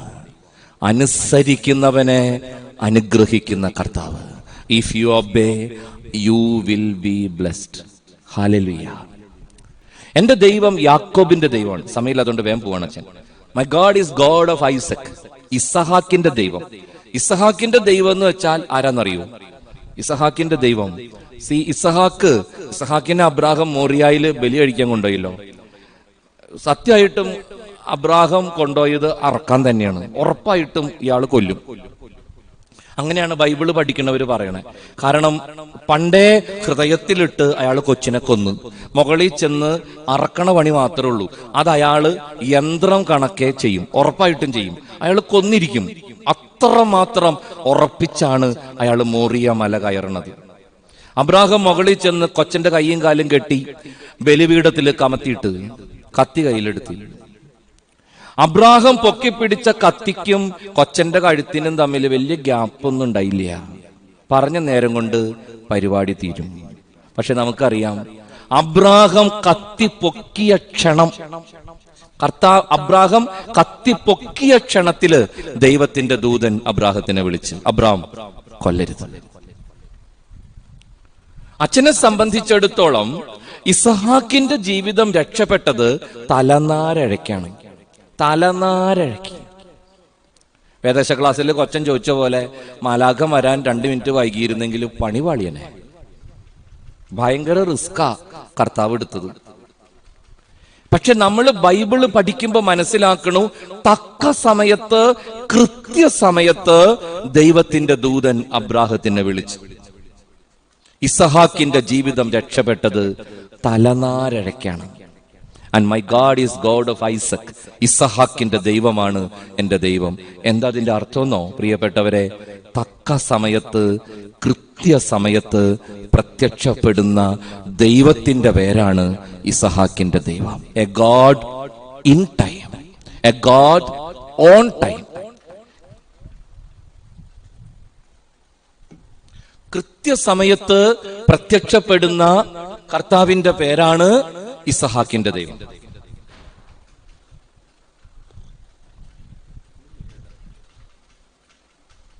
കൃത്യസമയത്ത് പ്രത്യക്ഷപ്പെടുന്ന ദൈവം. സുവിശേഷത്തില് ഈ ദൈവത്തെ പലയിടത്തും നമ്മൾ പരിചയപ്പെടുന്നുണ്ട്. ശിഷ്യന്മാര് വഞ്ചി തുഴഞ്ഞു പോണു, കടലിൽ വലിയ കൊടുങ്കാറ്റുണ്ടാവണു, ഈശോ മലമുകളിലേക്ക് പ്രാർത്ഥിക്കാൻ കയറിയിരിക്കണു. ഈ കൊടുങ്കാറ്റ് കണ്ട് തമ്പുരാൻ കടലിന് മുകളിലൂടെ നടന്ന് ശിഷ്യന്മാരുടെ വഞ്ചിയെ സമീപിക്കണു. ബൈബിളിലുള്ള ഒരു സംഭവ വിവരണമാണ്. തന്റെ പ്രിയപ്പെട്ടവർ ദുരിതത്തിലാണെന്നറിഞ്ഞ് തക്ക സമയത്തും കൃത്യസമയത്തും അവരുടെ ജീവിതത്തിലേക്ക് കടന്നു വരുന്ന ഒരു കർത്താവിനെ സുവിശേഷം പരിചയപ്പെടുത്തുന്നുണ്ട്. നമ്മുടെ ജീവിതത്തിലും ഇത്തരത്തിലുള്ള 1000 അനുഭവങ്ങളുണ്ട്. And my God is God of Isaac. ഇസഹാക്കിന്റെ ദൈവം എന്റെ ആശ്രയം. അതിന്റെ അർത്ഥം, എന്റെ ജീവിതത്തിൽ തക്ക സമയത്ത് കൃത്യസമയത്ത് അത്ഭുതകരമായി ഇടപെടുന്ന ഒരു കർത്താവുണ്ട്. വെറുതെ പറയണല്ല. ജീവിതത്തിൽ അവനെ 1000 വട്ടം കണ്ടിട്ടുണ്ട്, പലവട്ടം കണ്ടിട്ടുണ്ട്. വലിയ അപകടങ്ങൾ ഉണ്ടാകുമ്പോ കണ്ടിട്ടുണ്ട് കർത്താവ് വരും. ICUന്റെ മുമ്പിൽ കണ്ടിട്ടുണ്ട്, ഓപ്പറേഷൻ തിയേറ്ററിൽ കണ്ടിട്ടുണ്ട്, ഇന്റർവ്യൂ നടക്കുമ്പോ കണ്ടിട്ടുണ്ട്, പരീക്ഷ എഴുതുമ്പോ കണ്ടിട്ടുണ്ട്. എത്ര മനോഹരമായിട്ടാണ് ദൈവം വരണത്. കർത്താവ് വരും എന്ന് വിശ്വസിച്ച് അവനിൽ ആശ്രയിക്കണമെന്നാ പറയുക. അവനിൽ ആശ്രയിക്കണം എന്നാ പറയുക. കർത്താവ് വരുമെന്ന നിറഞ്ഞ പ്രത്യാശയോടെ വേണം ദൈവത്തെ കാത്തിരിക്കാൻ. അല്ലാണ്ട് വെറുതെ ഒരു ഒഴുക്കൻ വിശ്വാസമായിട്ടിരിക്കരുത്. വിശ്വാസം എന്ന് പറയുന്നത് അതാണ്. എന്റെ ദൈവം എന്റെ കൂടെ വരും. വികാരി അച്ഛൻ പള്ളിയിൽ വിളിച്ചു പറഞ്ഞു, അടുത്ത ഞായറാഴ്ച മഴയ്ക്ക് വേണ്ടിയുള്ള പ്രാർത്ഥനയാണ്. നിങ്ങൾ കേട്ടിട്ടുണ്ടോ? മഴയ്ക്ക് വേണ്ടിയുള്ള പ്രാർത്ഥനയാ അടുത്ത ഞായറാഴ്ച. എല്ലാവരും പ്രാർത്ഥിച്ചൊരുങ്ങി വരണം, ഉപവാസം എടുത്തിട്ട് വരണം. വരുന്ന ഞായറാഴ്ച മഴയ്ക്ക് വേണ്ടി നമ്മൾ പ്രാർത്ഥിക്കും. ഇത്രയും നാളായിട്ട് നാട്ടിൽ മഴ പെയ്തിട്ടില്ല, എല്ലാവരും വരണം. എല്ലാ കൊച്ചും പിച്ചും അടക്കം അപാലവൃദ്ധം ജനങ്ങളും പ്രാർത്ഥനയ്ക്ക് ഞായറാഴ്ച പള്ളിയിൽ വന്ന്. പക്ഷെ ഒരു കൊച്ചൻ മാത്രമേ കൊടയെടുത്തുണ്ടായുള്ളൂ. കാരണം അവൻ ഉറപ്പാ ഞാൻ പ്രാർത്ഥിച്ച മഴ പെയ്യുന്നു. ബാക്കി ആരും കൊട കൊണ്ടുവന്നിട്ടില്ല, കൊച്ചൻ മാത്രം കൊട കൊണ്ടുവന്നെന്നാ പറയണേ. എന്റെ ദൈവം എന്റെ കൂടെ വരും എന്ന് വിശ്വസിച്ച് പ്രത്യാശ വെച്ച് നീ എപ്പോഴും പ്രാർത്ഥിക്കണമെന്ന് എന്നെ ഓർമ്മപ്പെടുത്തുന്ന തമ്പുരാന്റെ പേരാണത്. എന്റെ ദൈവം ഇസഹാക്കിന്റെ ദൈവമാണ്. ചിലരെങ്കിലും ഇരുന്ന് ചിന്തിക്കും, അച്ഛാ ഇത് എപ്പോ വരും? കുറെ നാളായി ഇമ്പിള് നിലവിളിക്കണം, കുറെ നാളായി ഞാൻ പ്രാർത്ഥിക്കണം, ഇതുവരെ വന്നിട്ടില്ലട്ടച്ചാ. കൊച്ചന്റെ കല്യാണം നടന്നിട്ടില്ല, പിള്ളേർക്ക് പണി കിട്ടിയിട്ടില്ല, വീട് പണി പൂർത്തിയായിട്ടില്ല, 100 പ്രശ്നങ്ങളാണ്. തമ്പുരാൻ എന്താ ഇത്രയും നാളായിട്ട് വരാത്തത്? ഇനി സ്വർഗത്തിലെങ്ങാനും ബന്ധോ ഹർത്താലോ വല്ല വാഹന പണിമുടക്കോ അങ്ങനെ വല്ലതുണ്ടോ? അതാണോ എത്താത്തത്? ചിലര് പരിഹസിക്കും, ചിലര് കുറ്റം പറയും. എന്താ ദൈവം വരാത്തത്? ഞാനും കർത്താവിനോട് ചോദിച്ചു, ഇതെന്താ നീ വരാത്തത്? എപ്പോ വരും? കർത്താവ് പറഞ്ഞു, നീ യോഹന്നാന്റെ സുവിശേഷം 11 എടുത്ത് വായിക്കും. മർത്ത പെണ്ണാണ് SMS ഇട്ടത്, നീ സ്നേഹിക്കുന്നവൻ രോഗിയായിരിക്കുന്നു, ഓടിവാ. ലാസറിന്റെ പെങ്ങള്. കർത്താവ് പോയോ? പോയില്ല, അവിടെ തന്നെ ഇരുന്നു. മർത്ത പെണ്ണ് കർത്താവിന് സന്ദേശം അയച്ചു, നീ സ്നേഹിക്കുന്നവൻ രോഗിയായിരിക്കുന്നു, നിനക്ക് വല്ലാണ്ട് ഇഷ്ടമുള്ള ലാസർ വെരി സീരിയസ്, വേഗം വായു. കർത്താവ് പോയില്ല പ്രിയപ്പെട്ടവരെ, കർത്താവ് പോയില്ല. അവസാനം തോമാസ് ലീഹയും മറ്റുള്ളവരൊക്കെ നിർബന്ധിച്ച് തമ്പുരാൻ പോവാന്നും പറഞ്ഞ് എഴുന്നേറ്റ്. ആ പോണ പോക്കിലാണ് ആരോ വന്ന് പറഞ്ഞത്, ഇനി പോയിട്ട് വലിയ കാര്യമൊന്നുമില്ല, ലാസർ മർഗയ, ഇനി പോയിട്ട് ഒരാവശ്യമില്ല. തമ്പുരാൻ പറഞ്ഞു, മരിച്ചിട്ടില്ല, ഉറങ്ങണം. അത് വായിച്ചപ്പോ തന്നെ ഞാൻ കർത്താവിനോട് പറഞ്ഞു, നുണ പറയരുത്, മരിച്ചു, നമുക്കറിയാലോ മരിച്ചു. ചെന്നപ്പോ 4 ദിവസം കഴിഞ്ഞു. മർത്തപ്പെണ്ണ് ഓടി വന്ന് ആദ്യത്തെ വെടി പൊട്ടിച്ച്, നീ ഇവിടെ ഉണ്ടായിരുന്നെങ്കിൽ എന്റെ സഹോദരൻ മരിക്കില്ലായിരുന്നു. പറഞ്ഞതിന്റെ അർത്ഥം കറക്റ്റായിട്ട് പറഞ്ഞ അത് തന്നെ. എവിടെ പോയി കിടക്കായിരുന്നു? എന്തോരം ഫുഡ് തിന്നതാ വീട്ടിലൊന്ന്, ഇഷ്ടം പോലെ വിഴുങ്ങിയിട്ടുണ്ട്. സ്ഥിരം പരിപാടിയായിരുന്നു ലാസറിന്റെ വീട്ടില്. എത്ര വട്ടം നിനക്ക് വിളമ്പി തന്നവനാ ചത്ത് ചീഞ്ഞു കിടക്കണത്. മർത്തയ്ക്ക് വല്ലാത്ത വിഷമുണ്ട്. അതിന്റെ പിന്നാലെ മറിയം വന്ന് അടുത്ത വെടി പൊട്ടിച്ച്, നീ ഉണ്ടായിരുന്നെങ്കിൽ ഇതൊന്നും നടക്കില്ലായിരുന്നിട്ടാ. കുഴിമാടത്തിന്റെ മുമ്പിൽ ചെന്ന്, ലാസറെ പുറത്തു വാ. ഞാൻ എന്റെ ഈശോനോട് ചോദിച്ചു, നീ എന്തിനാ ഇത്രയും നാള് വെയിറ്റ് ചെയ്തത്? എന്റെ കർത്താവ് എന്നോട് ചോദിക്കുന്ന ഒരു മറുചോദ്യമുണ്ട്. ഈശോ ചോദിച്ച ചോദ്യം അങ്ങനെയാ, എടാ എന്റെ സ്നേഹിതൻ ലാസറിന് രോഗം വരണോന്ന്, എന്റെ സ്നേഹിതൻ ലാസറിന് രോഗം വരണോന്ന്, അവന്റെ രോഗം മൂർച്ഛിക്കണമെന്ന്, സമൂഹത്തിന്റെ മുമ്പിൽ ഞാനും ആ കുടുംബവും തമ്മിലുള്ള ബന്ധം, അടുപ്പം ചോദ്യം ചെയ്യപ്പെടണമെന്ന്, ആ മക്കളുടെ വിശ്വാസം ചഞ്ചലപ്പെടണമെന്ന്, സമൂഹത്തിന്റെ മുമ്പിൽ ആ കുടുംബം നാണം കെടണമെന്ന്, ലാസർ മരിച്ചു ചീയണമെന്ന്. 4-ാം ദിവസം അവന്റെ കുഴിമാടത്തിന്റെ മുമ്പിൽ ചെന്ന് നിന്ന് അത്ഭുതകരമായ തിരുവചനത്താൽ അവന് വീണ്ടും ജീവൻ നൽകണമെന്ന്. എന്റെ മനസ്സിലൊരു പദ്ധതി ഉണ്ടെങ്കിൽ, ഞാൻ വൈകിയതിന്റെ പേര് പറഞ്ഞ് എന്നെ കുറ്റപ്പെടുത്താനും എന്നെ പഴി പറയാനും പരിഹസിക്കാനും നിനക്കെന്ത് അവകാശം? കർത്താവ് ചോദിക്കണ മറുചോദ്യം അത്. എന്റെ ലാസറിന് രോഗം വരണമെന്നും രോഗം മൂർച്ഛിക്കണമെന്നും ആ കുടുംബത്തിന്റെ വിശ്വാസം, ആ കുടുംബത്തിന് എന്നോടുള്ള സ്നേഹം എല്ലാം ചോദ്യം ചെയ്യപ്പെടണമെന്നും,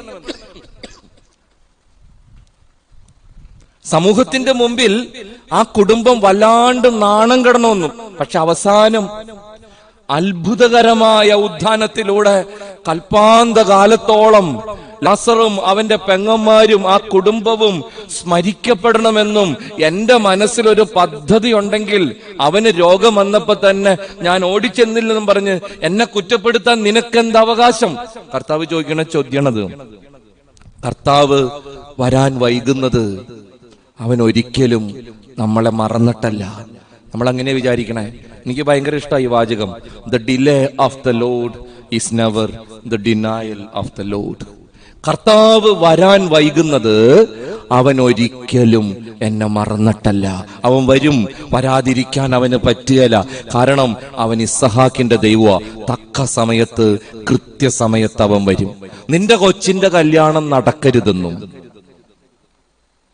നിന്റെ കൊച്ചിന്റെ കല്യാണേ നീ വിചാരിച്ച സമയത്തൊന്നും നടക്കരുതെന്നും, മറ്റുള്ളവരുടെ മുമ്പിൽ നീ ചങ്കുപൊട്ടി കരഞ്ഞ് പ്രാർത്ഥിക്കുന്നത് കണ്ട് അവർ നിന്നെ പരിഹസിക്കണമെന്നും, ഓരോ ഞായറാഴ്ച ബലിയർപ്പണം കഴിഞ്ഞ് പള്ളിയുടെ പുറത്തേക്ക് ഇറങ്ങുമ്പോ ഓരോരുത്തരുടെ ചോദ്യം ഉണ്ടല്ല, ഒന്നും ആയില്ലേ, ഒന്നും ആയില്ലേ, ഒന്നും ആയില്ലേ. ആ ചോദ്യത്തിന്റെ മുമ്പിൽ ഇങ്ങനെ നീ അട്ട ചുരുളണ പോലെ ചുരുളണമെന്നും, അവസാനം ആരെയും കൊതിപ്പിക്കുന്ന മനോഹരമായ ഒരു കുടുംബ ജീവിതത്തിലേക്ക് നിന്റെ കുഞ്ഞിനൊരു പ്രവേശനം തരണമെന്നും, നിന്റെ കുടുംബം, നിന്റെ പ്രിയപ്പെട്ടവര് സമാധാനത്തിലും സന്തോഷത്തിലും നിത്യകാലം ദൈവത്തെ മഹത്വപ്പെടുത്തി ജീവിക്കണമെന്നും കർത്താവിനൊരു പദ്ധതി ഉണ്ടെങ്കിൽ, ഇന്ന് നിന്റെ കുഞ്ഞിന്റെ കല്യാണം നടക്കണില്ലെന്നും പറഞ്ഞ് പരാതിപ്പെടാനും പരിഭവിക്കാനും നിനക്കെന്താ അവകാശം?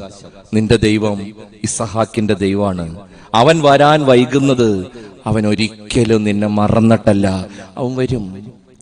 നിന്റെ കുഞ്ഞിന് പരീക്ഷയ്ക്ക് മാർക്ക് കുറയണമെന്ന്, അങ്ങനെ നിന്റെ കൊച്ചിന് പരീക്ഷയ്ക്ക് മാർക്ക് കുറയണമെന്ന് തങ്കപ്പെട്ട കൊച്ചിന്റെ മുഖത്ത് നോക്കി പലരും ചോദിക്കണ ചോദ്യത്തിന്റെ മുമ്പിൽ ഉത്തരം കിട്ടാതെ അത് വേദനിക്കണമെന്ന്, അതിന്റെ ആൾത്താര ശുശ്രൂഷകളും അതിന്റെ വിശ്വാസ ജീവിതവും ഒക്കെ പരിഹാസ വിഷയമാകണമെന്ന്, പിന്നീടെപ്പോഴോ അതിന് ആരും കൊതിക്കുന്ന ഒരു നല്ല ജോലിയും നല്ലൊരു ഭാവി ജീവിതവും കൈവരണമെന്ന് നിന്റെ കർത്താവിന്റെ മനസ്സിൽ ഒരു പദ്ധതി ഉണ്ടെങ്കിൽ, ഇന്ന് പരീക്ഷയ്ക്ക് ആ പാവത്തിന് 10 മാർക്ക് കുറഞ്ഞു പോയെന്നും പറഞ്ഞ് നീ കർത്താവിന്റെ അടുത്ത് ബഹളം വെക്കണത് എന്തിനാ? അവൻ വരാൻ വൈകുന്നത് അവൻ ഒരിക്കലും നിന്നെ മറന്നിട്ടല്ല. നിന്റെ പ്രാർത്ഥനകൾക്ക് തക്ക സമയത്ത്, കൃത്യസമയത്ത് അവൻ മനോഹരമായി ഉത്തരം തരുന്ന ദൈവമാണ്. നിന്റെ ദൈവത്തിന്റെ പേര് ഇസ്ഹാക്കിന്റെ ദൈവമെന്ന്. A God in time or on time. കൃത്യസമയത്ത് അവൻ വരും. Hallelujah. Number 3, and my God is God of Jacob. എന്റെ ദൈവം യാക്കോബിന്റെ ദൈവമാണ്. എന്താ അതിന്റെ അർത്ഥം എന്നറിയോ? നമുക്കറിയാം, സുവിശേഷത്തിലെ യാക്കോബ്, പഴയ നിയമത്തിലെ യാക്കോബ് അത്ര നല്ല ഉണ്ണിയൊന്നുമല്ല. ഏറെ തരികടയുള്ളവനാണ്, ചില്ലറക്കാരനൊന്നുമല്ല യാക്കോബ്. ജേക്കബ് പേരിന്റെ അർത്ഥം നിങ്ങൾക്ക് അറിയാലോ. പറയാൻ എനിക്ക് ചമ്മലാണ്, കാരണം എന്റെ പേരും അതാണ്. പേരിന്റെ അർത്ഥം അത്ര നല്ലതല്ല. വിഷമം വിചാരിക്കരുത്. കുതുകാല് വെട്ടി, കാലുവാരി, ചതിയൻ, വഞ്ചകൻ, ഇതൊക്കെ പച്ച മലയാളം. യാക്കോബിനെ സ്നേഹിക്കണവര് അല്പം മയപ്പെടുത്തി പറയും ഉബായി, സൂത്രക്കാരൻ എന്നതിന്റെ വ്യാഖ്യാനം. യാക്കോബ് എന്ന പേരിന്റെ അർത്ഥം അതാണ്. കുതുകാല് വെട്ടി, കാലുവാരി, ചതിയൻ, വഞ്ചകൻ, ഉബായി. പേരെങ്ങനെ ഉണ്ടായെന്ന് നിങ്ങൾക്കറിയാലോ. ഇവൻ രണ്ടാമതായിരുന്നല്ലേ പറയണത്. ആദ്യത്തെ ഏസാവ് അല്ലെ, റബേക്ക കണ്ട് മൂത്തത് പുറത്തേക്ക് വന്നപ്പോ രണ്ടാമത്തവൻ മൂത്തവന്റെ കാലെ പിടിച്ചോണ്ടാ വന്നതത്രേ. അങ്ങനെ കാലെ പിടിച്ച് പുറത്തേക്ക് വന്നവന് കാലുവാരി എന്നർത്ഥമുള്ള ജാക്കോബുസ് എന്നവള് പേരിട്ട്. ജേക്കബ് ലോകതരികടയാണ്. എന്തോരം പോരായ്മകൾ അവന്. പയറുവായസ്, രോമക്കുപ്പായം, ഇതൊക്കെ പുള്ളിയുടെ കണ്ടുപിടുത്തങ്ങളല്ലേ. അമ്മ അടുക്കളവശത്തെ വാതില് വഴിയാ ഓടിച്ചത്. ചേട്ടന്റെ കയ്യിൽ നിന്ന് അടി ഉറപ്പാണ്, നീ രക്ഷപ്പെട്ടോ. ആ പോയ പോക്കിലാണ് ഒരപ്പന്റെ 2 പെൺപിള്ളേരെയാ കിഡ്നാപ്പ് ചെയ്തത്. ലാബാൻ കണ്ണടച്ചു തുറക്കണേക്ക് മുമ്പ് അവന്റെ 2 പെമ്മക്കള് യാക്കോബിന്റെ കയ്യിലിരുന്നു. അങ്ങനെയാണ് ബൈബിളിൽ പറയണത്. വെറുതെ ഓട്ടക്കാലണി ഇല്ലാണ്ട് കിണറ്റിന്റെ കരയ്ക്ക് പോയി ബോധം കെട്ട് വീണവനാണ് യാക്കോബ്. ഞാൻ ആ സിനിമ കണ്ടിട്ടുണ്ട്, ജേക്കബ്. ബോധം കെട്ട് കിടക്കുക, ഓടി ഓടി ഓടി അവശതയായി. അപ്പോഴാണ് റാഹേല് പെണ്ണ് വെള്ളം കോരാൻ വന്നത് ഒട്ടകത്തിന്. ആദ്യം കോരിയ വെള്ളം ബക്കറ്റ്, അങ്ങനെ തന്നെ അവള് അവന്റെ മുഖത്തേക്ക് ഒഴിച്ചു. കണ്ണ് തുറന്നപ്പോ തന്നെ റാഹേലിനെ കണ്ട്. അപ്പൊ തന്നെ ലൈനായി എന്നാ പറയണേ. കാരണം അതിന്റെ തെളിവാണ്. പിന്നെ വെള്ളം കോരല് തന്നെയായിരുന്നു യാക്കോബ്. അവളുടെ മൊത്തം ഒട്ടകത്തിനും അവളെയും കുളിപ്പിച്ച് കുടിപ്പിച്ച്, ഞാൻ പറഞ്ഞില്ലേ പ്രേമം വന്നാ പിന്നെ ബോധമില്ലല്ലോ. അവൻ കിണറ്റിലെ വെള്ളം മൊത്തം കോരി തീർത്ത്. പെണ്ണി എന്ന് അപ്പനോട് പറഞ്ഞു, സൂപ്പറായിട്ട് വെള്ളം കോരുന്ന ഒരുത്തനുണ്ട്, കണ്ടിട്ടും തിരക്കേടില്ല, അന്ന് വിളിച്ചോണ്ട് വാ മോളെ. 7 കൊല്ലം അടിമപ്പണി. അങ്ങനെ അമ്മായിപ്പം പറ്റിച്ച് മൂത്തേന് ഇളയനെ കൊടുത്ത്. പിന്നെ 7 കൊല്ലം. എനിക്ക് ഒട്ടും ഇഷ്ടമില്ലാത്തൊരു വാചകം ബൈബിളിലുണ്ട്. റാഹേലിനോടുള്ള പ്രേമം കാരണം 14 കൊല്ലം പോയത് യാക്കോബ് അറിഞ്ഞില്ലത്രേ. അമ്മാതിരി പ്രേമായിരുന്നു. 14 കൊല്ലേ പുള്ളിക്ക് 2 ദിവസം പോലെ തോന്നിയത്. ചുമ്മാ വെള്ളം കോരലായിരുന്നു പണി. ഓട്ട കാലണി ഉണ്ടായില്ല അവിടെ ചെല്ലുമ്പോ. തിരിച്ചവൻ വരണ വരവ് നമ്മൾ ബൈബിളിൽ വായിക്കുന്നുണ്ട്. അമ്മായിപ്പനുള്ളതിന്റെ 100 ഇരട്ടിയാണ് സ്വത്ത്. ഏതാണ്ട് കമ്പും കോലും വളച്ചും തിരിച്ചും കുത്തിയെന്നാ പറയണേ. പുള്ളി ഉള്ളതോ ഇല്ലാത്തതോ എന്തൊക്കെയോ തരികട പരിപാടികൾ പുള്ളി കാണിച്ചു. അമ്മായിപ്പനുള്ളതിന്റെ 100 ഇരട്ടി. ഞാൻ ഈ BBA ഒക്കെ പഠിക്കുന്ന പിള്ളേരോട് പറയാറുണ്ട്, യാക്കോബിനോട് പ്രാർത്ഥിക്കും. ബിസിനസ് മാനേജ്മെന്റിന്റെ ഉസ്താദാണ് പുള്ളി, PhD ആണ് യാക്കോബ്. എങ്ങനെ കാശുണ്ടാക്കണമെന്ന് ഇത്രയും നന്നായിട്ട് അറിയണ ഒരുത്തൻ ബൈബിളിൽ വേറെ ഇല്ല. ലോക ഉടായിപ്പാ. ആരെയും കുസ്തി പിടിക്കാൻ കിട്ടിയില്ല. ഒടയമ്പരാനായിട്ടാണ് ഇടി, അല്ലെ? രാത്രി മുഴുവനും തൊഴിച്ച് അങ്ങടും ഇങ്ങടും. കാലത്ത് തമ്പുരാൻ പല്ല് വെച്ച് മുഖം കഴുകി പോവാറായപ്പോ നമ്മുടെ ആള് കയറി തുണിയമ്മ പിടിച്ചു. എന്തെങ്കിലും തന്നിട്ട് പോ. അവിടെ നിന്നും കിട്ടിയ അനുഗ്രഹം. നീ ഇസ്രായേൽ, ദൈവമാണ് നിന്റെ സംരക്ഷകൻ. യാക്കോബ് വീണടത്ത് പൊക്കണ പാർട്ടിയാ യാക്കോബ്. ലോകതരികടയാ. 100 കുറവുകളുണ്ട്, ഒത്തിരി പോരായ്മകളുണ്ട്. ഏസാവിനെ എങ്ങനെയൊക്കെ കുറ്റം പറഞ്ഞാലും ചെയ്തത് വൃത്തികേടാണ്. അല്ലെങ്കിൽ ആ പാവം വിശന്ന് പൊരിഞ്ഞിരിക്കുന്ന നേരത്ത് ഈ വയറുവായുസ് ഒന്നും ഉണ്ടാക്കേണ്ട ഒരാവശ്യമില്ല. ഈ അമ്മായി അപ്പനെ പറ്റിച്ചതൊന്നും ചില്ലറ ഫാൻസി ഡ്രസ് കോമ്പറ്റീഷൻ പുള്ളിയെ കണ്ടുപിടിച്ചെന്ന് പറയണേ. അങ്ങനെ പറ്റിച്ചിട്ടാണ് കടിഞ്ഞൂൽപുത്രാവകാശം പൊക്കിയത്. ഒത്തിരി കുറവുകളുണ്ട് യാക്കോബിന്, 100 പോരായ്മകളുണ്ട് ജേക്കബിന്. പക്ഷെ മലാക്കിയുടെ പുസ്തകം 1 കർത്താവ് പറയും, വ്യക്തമായിട്ട് പറയും, എന്നിട്ടും ഏസാവിനേക്കാൾ അധികമായി ഞാൻ യാക്കോബിനെ സ്നേഹിച്ചു, അവന്റെ ദൈവം എന്ന് വിളിക്കപ്പെടാൻ ആഗ്രഹിച്ചു. അത് പറയുമ്പോ എനിക്ക് അഹങ്കാരമാണ്. ഞമ്മന്റെ കർത്താവാണ്. യാക്കോബിന്റെ ദൈവം, യാക്കോബിന്റെ ദൈവം, യാക്കോബിന്റെ ദൈവം എന്ന് വിളിക്കപ്പെടാൻ ദൈവം ആഗ്രഹിച്ചു. എന്താ അതിന്റെ അർത്ഥം എന്നറിയോ പ്രിയപ്പെട്ടവരെ? അത് വളരെ ലളിതമാണ്. നീ എത്ര തറയാണെങ്കിലും, നിനക്ക് എന്തൊക്കെ കുറവുണ്ടെങ്കിലും, നിനക്ക് എന്തൊക്കെ പോരായ്മയുണ്ടെങ്കിലും, നിന്നെ സ്നേഹിക്കുന്ന, ചേർത്ത് പിടിക്കണ കർത്താവിന്റെ പേരാണ് യാക്കോബിന്റെ ദൈവം. നിനക്ക് എന്തൊക്കെ കുറവുണ്ടെങ്കിലും, ബൈബിള് മുഴുവൻ അതാണല്ലോ പ്രിയപ്പെട്ടവരെ. നിനക്ക് എന്തൊക്കെ പോരായ്മയുണ്ടെങ്കിലും അനുദപിച്ച് ചെന്നാൽ നിന്നെ വാരി പുണരുന്ന ഒരു ദൈവം നിനക്കുണ്ട്. അവന്റെ പേരാണ് ഗോഡ് ഓഫ് ജേക്കബ്, യാക്കോബിന്റെ കർത്താവ്. ബഹുമാനപ്പെട്ട അച്ഛൻ പറഞ്ഞ് നമ്മൾ ഇന്ന് ഇടർച്ചകളെ കുറിച്ചും ബലഹീനതകളെ കുറിച്ചും ധ്യാനിക്കുന്നത്. സുവിശേഷം മുഴുവനും അതല്ലേ പ്രിയപ്പെട്ടവരെ? എല്ലാവരും കുറവുള്ളവരാ. സ്റ്റാൻഡേർഡുള്ള ഒരെണ്ണത്തിനെ പോലും ഞാൻ ബൈബിൾ വായിച്ചു നോക്കിയിട്ട് കണ്ടിട്ടില്ല. ഒക്കെ തറയാ. എല്ലാവരും ഇടറിപ്പോയവരാ, എല്ലാവരും പോരായ്മകളുള്ളവരാ. പക്ഷെ ഓർക്കണം, ദൈവത്തിന്റെ കൃപ കിട്ടിക്കഴിഞ്ഞപ്പോ, ദൈവത്തിന്റെ പ്രത്യേകമായ വിളി ലഭിച്ചു കഴിഞ്ഞപ്പോ ഇവരൊക്കെ ജീവിതത്തിൽ ദൈവത്തിന് തുല്യരായിട്ട് മാറി, അല്ലെങ്കിൽ ദൈവത്തിന്റെ അത്ഭുതങ്ങളായിട്ട് തീർന്നു. അതാണ് സുവിശേഷത്തിന്റെ അന്തസത്ത. ഞാൻ വന്നിരിക്കുന്നത് നീതിമാന്മാരെ വിളിക്കാനല്ല, പാപികളെ വിളിക്കാനാണ്. ആരോഗ്യമുള്ളവർക്കല്ല, രോഗികൾക്കാണ് വൈദ്യനെ കൊണ്ട് ആവശ്യം. അനുദപിക്കുന്ന പാപിയെ കുറിച്ച് സ്വർഗത്തിലെ വെടിക്കെട്ടുണ്ടാകുക എന്ന് പറഞ്ഞവനാ നമ്മുടെ കർത്താവ്. 99 മരുഭൂമിയിൽ വിട്ടിട്ട് നഷ്ടപ്പെട്ടതിനെ കണ്ടു കിട്ടുവോളം തേടിപ്പോകുന്നവൻ. അതാണ് നമ്മുടെ ദൈവം. അതാണ് നമ്മുടെ കർത്താവ്. നമ്മുടെ ദൈവത്തിന്റെ മുമ്പിൽ നമുക്ക് വില കിട്ടണമെങ്കിൽ നമ്മൾ നമ്മുടെ പാപങ്ങൾ ഓർത്ത് അനുതപിക്കണം. അതാണ് ചുങ്കക്കാരൻ ചെയ്തത്. സ്വർഗത്തിലേക്ക് കണ്ണുകൾ ഉയർത്താൻ പോലും ധൈര്യപ്പെടാതെ മാറത്തടിച്ചുകൊണ്ട് അവൻ പറഞ്ഞു, കർത്താവേ, പാപിയായ എന്റെ മേൽ കരുണയുണ്ടാകണമേ. എല്ലാ പാപിക്കും കർത്താവിന്റെ കൃപ കിട്ടില്ല പ്രിയപ്പെട്ടവരെ. ചിലരങ്ങനെ പറയും, പാപിക്കുള്ളതല്ല സ്വർഗം. ഒരിക്കലും അല്ലട്ടാ, പാപിക്ക് ഒരിക്കലും സ്വർഗം കിട്ടില്ല. അതിന് മുമ്പുള്ള വാക്ക് മറക്കരുത്. അനുതപിക്കുന്ന പാപിക്കുള്ളതാണ് സ്വർഗം. അനുതപിക്കുന്ന പാപിക്കാണ് സ്വർഗം. നിന്റെ പാപങ്ങളെ ഓർത്ത്, നിന്റെ ബലഹീനതകളെ ഓർത്ത്, നിന്റെ പോരായ്മകളെ ഓർത്ത് നീ അനുതപിക്കുമ്പോൾ നിന്നെ ചേർത്ത് പിടിക്കുന്ന ദൈവത്തിന്റെ പേരാണ് യാക്കോബിന്റെ ദൈവം. സുവിശേഷം മുഴുവനും ഇങ്ങനെയുള്ളവരുടെ കഥയാ. എല്ലാവരും ഇടറിപ്പോയവരാ. എല്ലാവരും. ആദം ഇടറിപ്പോയി. ആദത്തിന് തെറ്റുപറ്റി. ഒരു കാര്യം ഉണ്ടായില്ല. ആപ്പിള് തിന്നണ്ട, ഒരാവശ്യം ഉണ്ടായില്ല. എന്തോരം വേറെ ഫ്രൂട്ട്സ് അവിടെ ഉണ്ടായിരുന്നു. കിവി വരെ ഉണ്ടായിരുന്നെന്നാ പറയണേ. ഒന്നിനൊരു കുറവുണ്ടായില്ല. നമ്മുടെ അണ്ണം കയറി അതുമ്മ പിടിച്ച്. അത് ആ പെണ്ണ് നിന്നതിന്റെ ബാക്കി. ഞാൻ ആദത്തിനോടൊക്കെ പണ്ട് പറയാറുണ്ട്, താനെന്തിനാ ഈ പെണ്ണ് നിന്നതിന്റെ ബാക്കി തന്നെ. എനിക്ക് ഫ്രഷ് ഒരെണ്ണം പറിച്ചു തന്നെ ഉണ്ടായില്ല. മനുഷ്യന്റെ നാണം കിടത്താൻ. അങ്ങേരെ ഒറ്റൊരുത്തം കാരണം നമുക്ക് ഗതികേടൊക്കെ വന്നത്. ഇപ്പൊ കൊറോണയും കൂടിയായി. ഇല്ലെങ്കിൽ നമ്മൾ എന്ത് ഡീസന്റ് ആയിട്ട് പറുദീസായാലും ജീവിക്കേണ്ടവരാ. അടിപൊളി ലൈഫായിരുന്നു. തുണി പോലും ഉടുക്കണ്ട, അലക്കിലില്ല, കുളിക്കില്ല. അടിപൊളി ലൈഫായിരുന്നു എന്നാ പറയണേ. അങ്ങേര് ആ പെണ്ണ് നിന്നതിന്റെ ബാക്കി. ഞാൻ ആദത്തിനോട് പറയും, എങ്ങാനും തമ്പുരാൻ സഹായിച്ച് സ്വർഗത്തിൽ വന്ന തന്നെ എങ്ങാനും അവിടെ വെച്ച് കണ്ട ഉറപ്പായിട്ടും ഒരു പ്രശ്നം ഉണ്ടാവട്ടാ. ഞാൻ ചോദിക്കും, എന്തിനെന്റെ ആദം ഈ വൃത്തിയായിട്ട പണിക്ക് പോയത്? ആദം ഇടറിപ്പോയവനാ. അയാൾക്ക് തെറ്റുപറ്റിയതാ.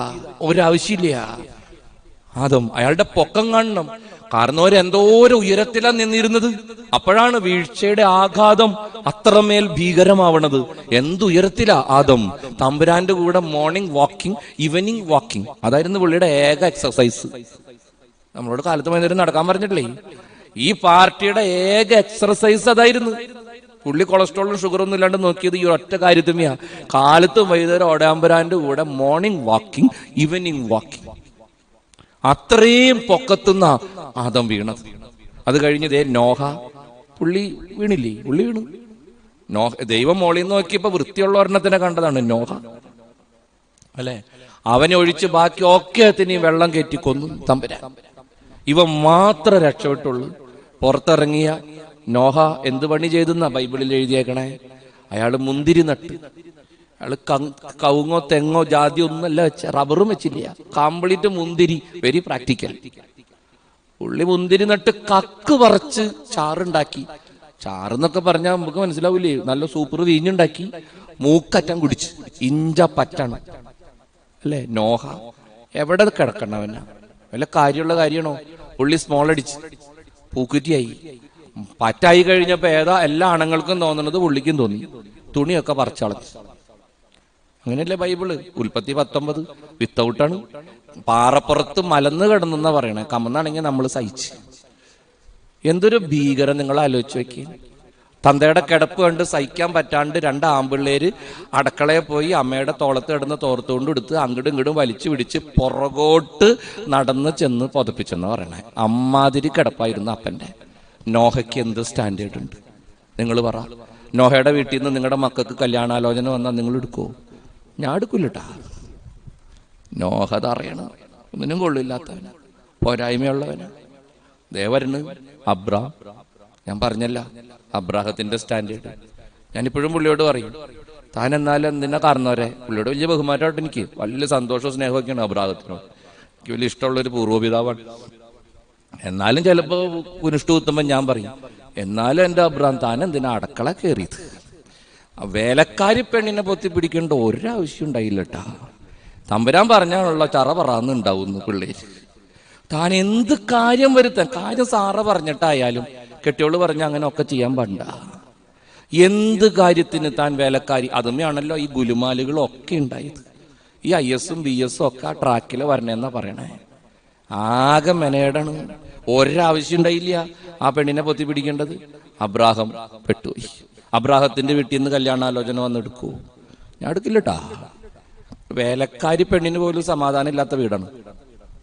സൂക്ഷിക്കും. അബ്രാഹാം ഇത്ര നല്ല ഉണ്ണിയൊന്നല്ല. നോണ എത്ര വട്ടം പറഞ്ഞിട്ടുണ്ട് അബ്രാഹാം? അത് പിന്നെ എന്തെങ്കിലും ആവട്ടെ എന്ന് നോക്കിയാ. അത് കഴിഞ്ഞ് ദേ വരണം യാക്കോബ്.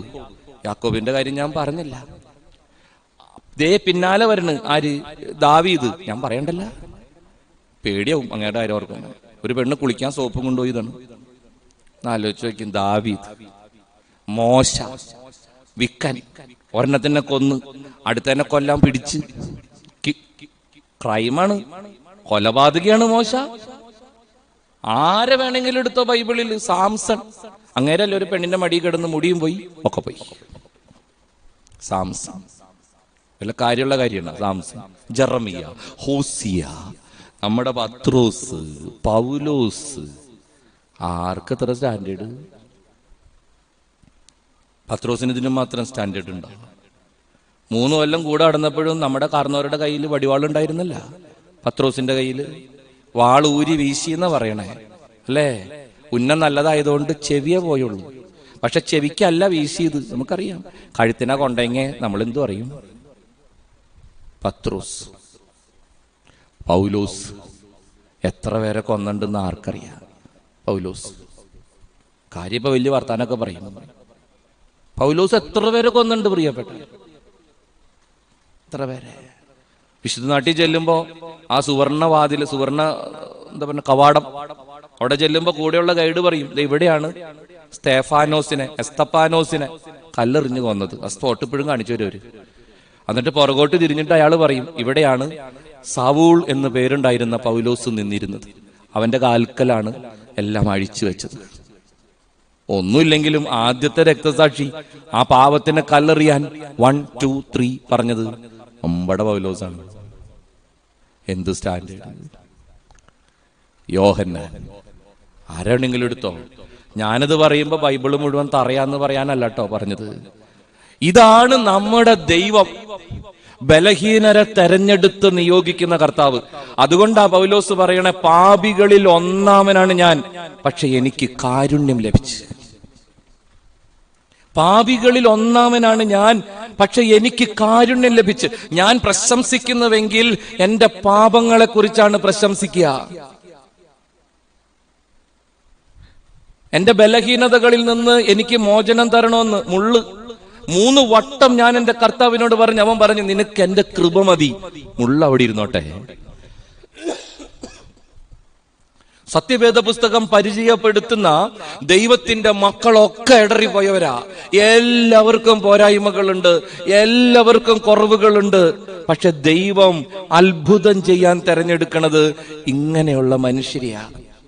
നമ്മുടെ സഭയ്ക്കൊക്കെ ഇതെന്ന് മനസ്സിലാവുന്ന എനിക്ക് വലിയ പിടിയില്ല. നമുക്ക് ആർക്കും അത് മനസ്സിലാവില്ല പ്രിയപ്പെട്ടവരെ. ഞാൻ വന്നിരിക്കുന്നത് നീതിമാന്മാരെ വിളിക്കാനല്ലെന്ന്, പാപികളെ വിളിക്കാനാന്ന്. നമ്മൾ ഈ പരിശുദ്ധന്മാരും വിശുദ്ധന്മാരൊക്കെ പറഞ്ഞ് കൊട്ടിഘോഷിക്കണവന്മാരൊക്കെ സ്വർഗത്തിലുണ്ടാവുന്നാണോ നിങ്ങൾ വിചാരിക്കണത്? എനിക്ക് തോന്നണല്ലോട്ടാ, നമ്മളൊക്കെ മിക്കവാറും അവിടെ കാണും. എൻ്റെ ഒരു ഉറപ്പ് അങ്ങനെയാണ്. മുമ്പിലൊക്കെ തറയണം.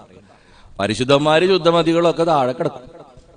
നമ്മുടെ മാനദണ്ഡമൊന്നും അല്ല തമ്പുരാന്റെ മാനദണ്ഡം. അവിടെ പണി പാളും, വല്ലാണ്ട് പാളും.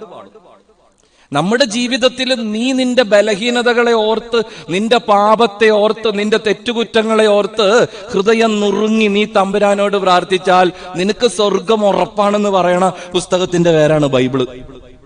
അത് ക്രിസ്ത്യാനിക്കും പോലും മനസ്സിലാവില്ല. അതാണ് ഇപ്പോഴത്തെ ട്രാക്ക്.